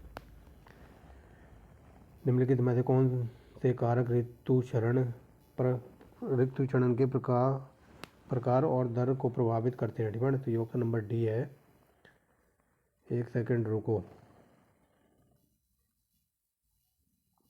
तो चलिए, ठीक है, देखते हैं, यहाँ पर थे ना, तो देखिए, निम्नलिखित में से कौन से कारक ऋतु चरण के प्रकार और दर को प्रभावित करते हैं, तो ऋतु चरण, ठीक है, तो ऋतु चरण को कौन कौन से प्रकार प्रभावित करते हैं, तो हिमानी जलवायु, वनस्पतिक आवरण और चट्टानों की संरचना, ठीक है, तो इसी की वजह से ऋतु चरण वगैरह होता है, या फिर जो दिनों, ठीक है, ऋतु चरण की बात हो रही है, तो ये सारे ही होने चाहिए, ऑप्शन नंबर 1 2 3 4, ठीक है, तो मेरे अकॉर्डिंग ये चारों हैं, ठीक है, यहाँ पर ऑप्शन नहीं दिए हैं। आगे चलिए, ये भी देखिए IAS का पूछा हुआ है, निम्न कथनों पर विचार कीजिए, यहाँ पर बताना कौन सा कथन सही है। ज्वार, ठीक है, ज्वार केवल खरीफ फसल के रूप में पैदा की जाती है, ठीक है, तो ये देखिए केवल वर्ड आ गया ना, जहाँ ये केवल वर्ड लग जाए तो वहाँ पर समझ लो दुखदाई कारण है ये, ठीक है, तो केवल वर्ड गलत है। ज्वार केवल खरीफ के रूप में, ठीक है, तो खरीफ के रूप में नहीं उगाई जाती, ठीक है, याद रखना। ज्वार केवल, ठीक है, ज्वार केवल रबी की फसल के रूप में पैदा होता है, तो ये भी गलत है, ठीक है, और ज्वार तो रबी की फसल के रूप में पैदा नहीं होता, ठीक है, तो ये दोनों ही गलत है, ठीक है, सब समझ गए होगे ना। ये मान लो ये ज्वार सबसे ज़्यादा कहाँ पर होती है, तो ज्वार होती है महाराष्ट्र में, ठीक है, तो महाराष्ट्र में मान लो इसको कहते हैं खरीफ की फसल, और यही ज्वार मान लो इधर बंगाल में उगा दे या फिर कर्नाटक असम में उगा दे, तो वहाँ पर क्या पता है इसको रबी की फसल कहें, ठीक है, तो समझ रहे होगे ना। ये तो उनके सिचुएशन के ऊपर डिपेंड करता है, तो ये दोनों गलत है डिपेंड। आगे चलिए। निम्न राज्यों को छोड़कर सभी में कृषि भूमि का कितना प्रतिशत काफ़ी अधिक है डिपेंड। तो सबसे ज़्यादा परसेंटेज में पूछा है कृषि के लिए डिपेंड, तो देखते हैं option number D depend. Option number D Sikkim. अब चलते हैं क्वेश्चन के ऊपर। यहाँ पर बताया है निम्न में से डिपेंड, निम्न राज्यों में से यहाँ पर आ जाएगा असम, इस डैश की जगह पर आ जाएगा असम डिपेंड। असम को छोड़कर सभी कृषि भूमि की प्रतिशतता सबसे ज़्यादा है डिपेंड। मतलब जो ये राज्य दिए गए हैं ना, तो इनमें सबसे ज़्यादा कृषि की प्रतिशतता सबसे ज़्यादा है, लेकिन असम राज्य को छोड़कर, यानी कि असम में सबसे कम है डिपेंड। असम नहीं, सिक्किम। सिक्किम राज्य में मतलब कृषि योग्य भूमि सबसे कम है डिपेंड। समझ गए होगे, ये क्वेश्चन पूछने की कोशिश कर रहा है। यहाँ पर निम्न कथनों पर अध्ययन कीजिए और बताना सही उत्तर कौन सा है डिपेंड। तो चलिए देखते हैं, सही उत्तर का चयन करते हैं। तो चाय असम की प्रमुख फसल है, ये पढ़ के सही लग रहा है। कहवा है कर्नाटक की, ना कि तमिलनाडु की ठीक है। कहवा यानी कि कॉफ़ी होती तो तमिलनाडु में भी, लेकिन यहाँ पर कहा है कि प्रमुख फसल ठीक है, मुख्य फसल में कर्नाटक है, तो दूसरा गलत है ठीक है। और दूसरा गलत है, तो ये नहीं होगा और ये नहीं होगा। आगे चलते हैं। तम्बाकू आंध्र प्रदेश में विस्तृत पैमाने पर उगाया जाता है, तो बताइए ये सही है, तो ये सही है, तीसरा सही है ठीक है। तो आंध्र प्रदेश में तम्बाकू होती है। और जूट उत्पादन में है पश्चिम बंगाल, ना कि है छत्तीसगढ़ ठीक है। तो पहला तीसरा आंसर सही है अपना, ऑप्शन नंबर ए। ये सब ऊपर पढ़ा दिया है ठीक है, इसलिए थोड़ा तीव्र गति से चल रहे हैं। आगे चलिए। निम्नलिखित में से कौन सी मछली का भारत में केवल अंडे क्षेत्रों से ही प्रजनन होता है, तो बताइए कौन सी मछली का है। तो ये हो जाएगा तिनका और, बताइए तिनका और ट्राउट मछली ठीक है। समझ गए होंगे, ये डीप लेवल का है ये उसका। आगे देखिए यहाँ पर क्या कहते हैं। निम्नलिखित में से कौन सी मछली का भारत में केवल अंडे क्षेत्रों से ही प्रजनन होता है, मतलब ये प्रजनन वगैरह करती हैं, तो ये मछलियाँ अंडे से ही करती है। तो ये है तिनका मछली और ट्राउट मछली, यानी कि 2 और 4। आगे चलिए। भारत में निम्नलिखित राज्यों में से कौन सा एक नारियल में सबसे बड़ा उत्पादक है, तो ये तमिलनाडु। आगे चलिए। निम्न में से डिपेंड, निम्न भारतीय राज्यों में से कौन रेशम वस्त्र का सबसे बड़ा उत्पादक है, तो ये कर्नाटक है। भारत का सबसे बड़ा मत्स्य उद्योग ठीक है, तो मत्स्य उद्योग तो ये है उपतट ठीक है। उपतट में भारत में जो सबसे बड़ा मछली मंडी या फिर मछली उद्योग है, तो ये उपतट में है ठीक है। आगे चलिए। यहाँ पर बताना कौन सा कथन सही है, तो चलिए देखिए। भारत में मत्स्य संसाधनों के संबंध में बताना कौन सा कथन सही है, तो चलिए देखिए, तो देखते हैं डिफरेंस। मत्स्य उत्पादन में भारत का विश्व में 6ठा स्थान है तथा अंतस्थलीय मत्स्य उत्पादन में दूसरा, तो ये सही है। भारत के पास गहन सागरीय मत्स्य क्षेत्र हेतु 20 लाख वर्ग किलोमीटर का अन्य आर्थिक क्षेत्र मौजूद है, जो तट के 320 किलोमीटर तक समुद्र में विस्तीर्ण है, तो ये भी सही है। आगे चलिए। भारत में सकल घरेलू उत्पाद में मत्स्य व्यवस्था का योगदान 1% है, तो ये भी सही है। नेक्स्ट देखिए। भारत का वर्तमान कृषि मत्स्य उत्पादन 30 मिलियन टन है, जिसका 60% से अधिक निर्यात किया जाता है, तो ये गलत है। 30% तो बहुत ज़्यादा बता दिया है, ये लगभग 10% के अराउंड है ठीक है। तो चौथा गलत है, तो 1 2 3 है कहीं। ऑप्शन नंबर डी बता रहा है 1 2 3। आगे चलिए। स्पंजी ठीक है, स्पंजी टिश्यू का एक ऐसी गंभीर समस्या है ठीक है, जिसके कारण आम की किस प्रजाति का निर्यात को प्रभावित हो रहा है, तो ये है अल्फांसो आम ठीक है। तो ये स्पंजी टिश्यू अल्फांसो आम की एक बीमारी है, ऐसे याद रखना ठीक है। और ये अल्फांसो आम कहाँ पर मिलता है, तो अगर पूछ ले तो ये मिलता है महाराष्ट्र में ठीक है, महाराष्ट्र। आगे चलिए। निम्नलिखित में से मछली उत्पादन का सही क्रम बताइए, तो सबसे ज़्यादा मछली आंध्र प्रदेश, गुजरात, केरल और तमिलनाडु, ऑप्शन नंबर सी। आगे चलिए। भारत में बागवानी कृषि के अंतर्गत उगाए जाने वाले प्रमुख फसलें कौन सी है, तो बागवानी के अंदर देखिए कौन कौन सा आता है। तो बागवानी के अंदर आते हैं चाय, रबड़, मूंगफली, कहवा ठीक है, ऑप्शन नंबर बी। आगे चलिए। भारत में कच्चे ऊन का सबसे बड़ा उत्पादक है, तो ऑप्शन नंबर डी राजस्थान। आगे चलिए। भारत में सबसे ज़्यादा दूध देने वाली बकरी की कौन सी नस्ल है, तो ये हो जाएगी ऑप्शन नंबर ए जमुना पारी डिफेंस। आगे चलिए, घरेलू घरेलू और औद्योगिक प्रयोजनों के लिए संश्लेषित रबड़ ने प्राकृतिक रबड़ का स्थान ले लिया है। इसके पीछे निम्नलिखित में से प्रमुख कारण क्या है? तो प्रमुख कारण है प्राकृतिक रबड़ विभिन्न उद्योगों को बढ़ती हुई मांग की पूर्ति कराने में सक्षम है। ऑप्शन नंबर बी, और ये यूपीएससी का पूछा हुआ है। आगे देखिए, भारत में हरित क्रांति के फलस्वरूप खाद्यान्नों में उत्पादन में वृद्धि हुई थी। ये पढ़ के सही लग रहा है। आगे चलिए, कारण क्या कहता है? भारत में हरित क्रांति के परिणाम स्वरूप क्षेत्रीय असमानताओं में वृद्धि हुई थी। तो बताइए, तो ये आर दोनों सही है, बट यहाँ पर स्पष्टीकरण नहीं हो रहा है। Option number A friends. आगे चलिए, तो ये देखिए हम 1958 पे पहुँच गए हैं। ठीक है, मैंने बता देना ये 1736 से चलेंगे और 1958 पर पहुँच गए हैं फ्रेंड्स। तो लगभग 200 प्लस क्वेश्चन है। तो ये थी आज की वीडियो, लेकिन जब आने वाली वीडियो होगी ज्योग्राफी की, तो हमने भारत में जितने भी रिसर्च इंस्टीट्यूट वगैरह हैं तो इनको देखेंगे फ्रेंड्स। तो कंटेंट वगैरह पसंद आता है तो आप एक लाइक कर सकते हैं, थोड़ा सपोर्ट कर सकते हैं फ्रेंड्स, सब्सक्राइब कर सकते हैं चैनल को। ठीक है ना, थोड़ा सपोर्ट करो, चैनल को बड़ा करो, परिवार को बड़ा करो। इवन क्वालिटी की वीडियो ऐसे ही मिलती रहेंगी आपको, तो लाइक कर दीजिए करिए फ्रेंड्स, ताकि मैं मोटिवेट हो जाऊँ और ऐसी वीडियो फटाफट आपके लिए बनाऊँ इवन क्वालिटी की। तो thanks for watching the video and wait for next video friends. जो हमारी हिस्ट्री की क्लासेस चल रही हैं तो यूपीपीसीएस टेट सीरीज के नाम से प्ले लिस्ट बना दी है, वहाँ पर जाके आप देख सकते हैं। हिस्ट्री की 4 वीडियो अपलोड हो गए हैं फ्रेंड्स।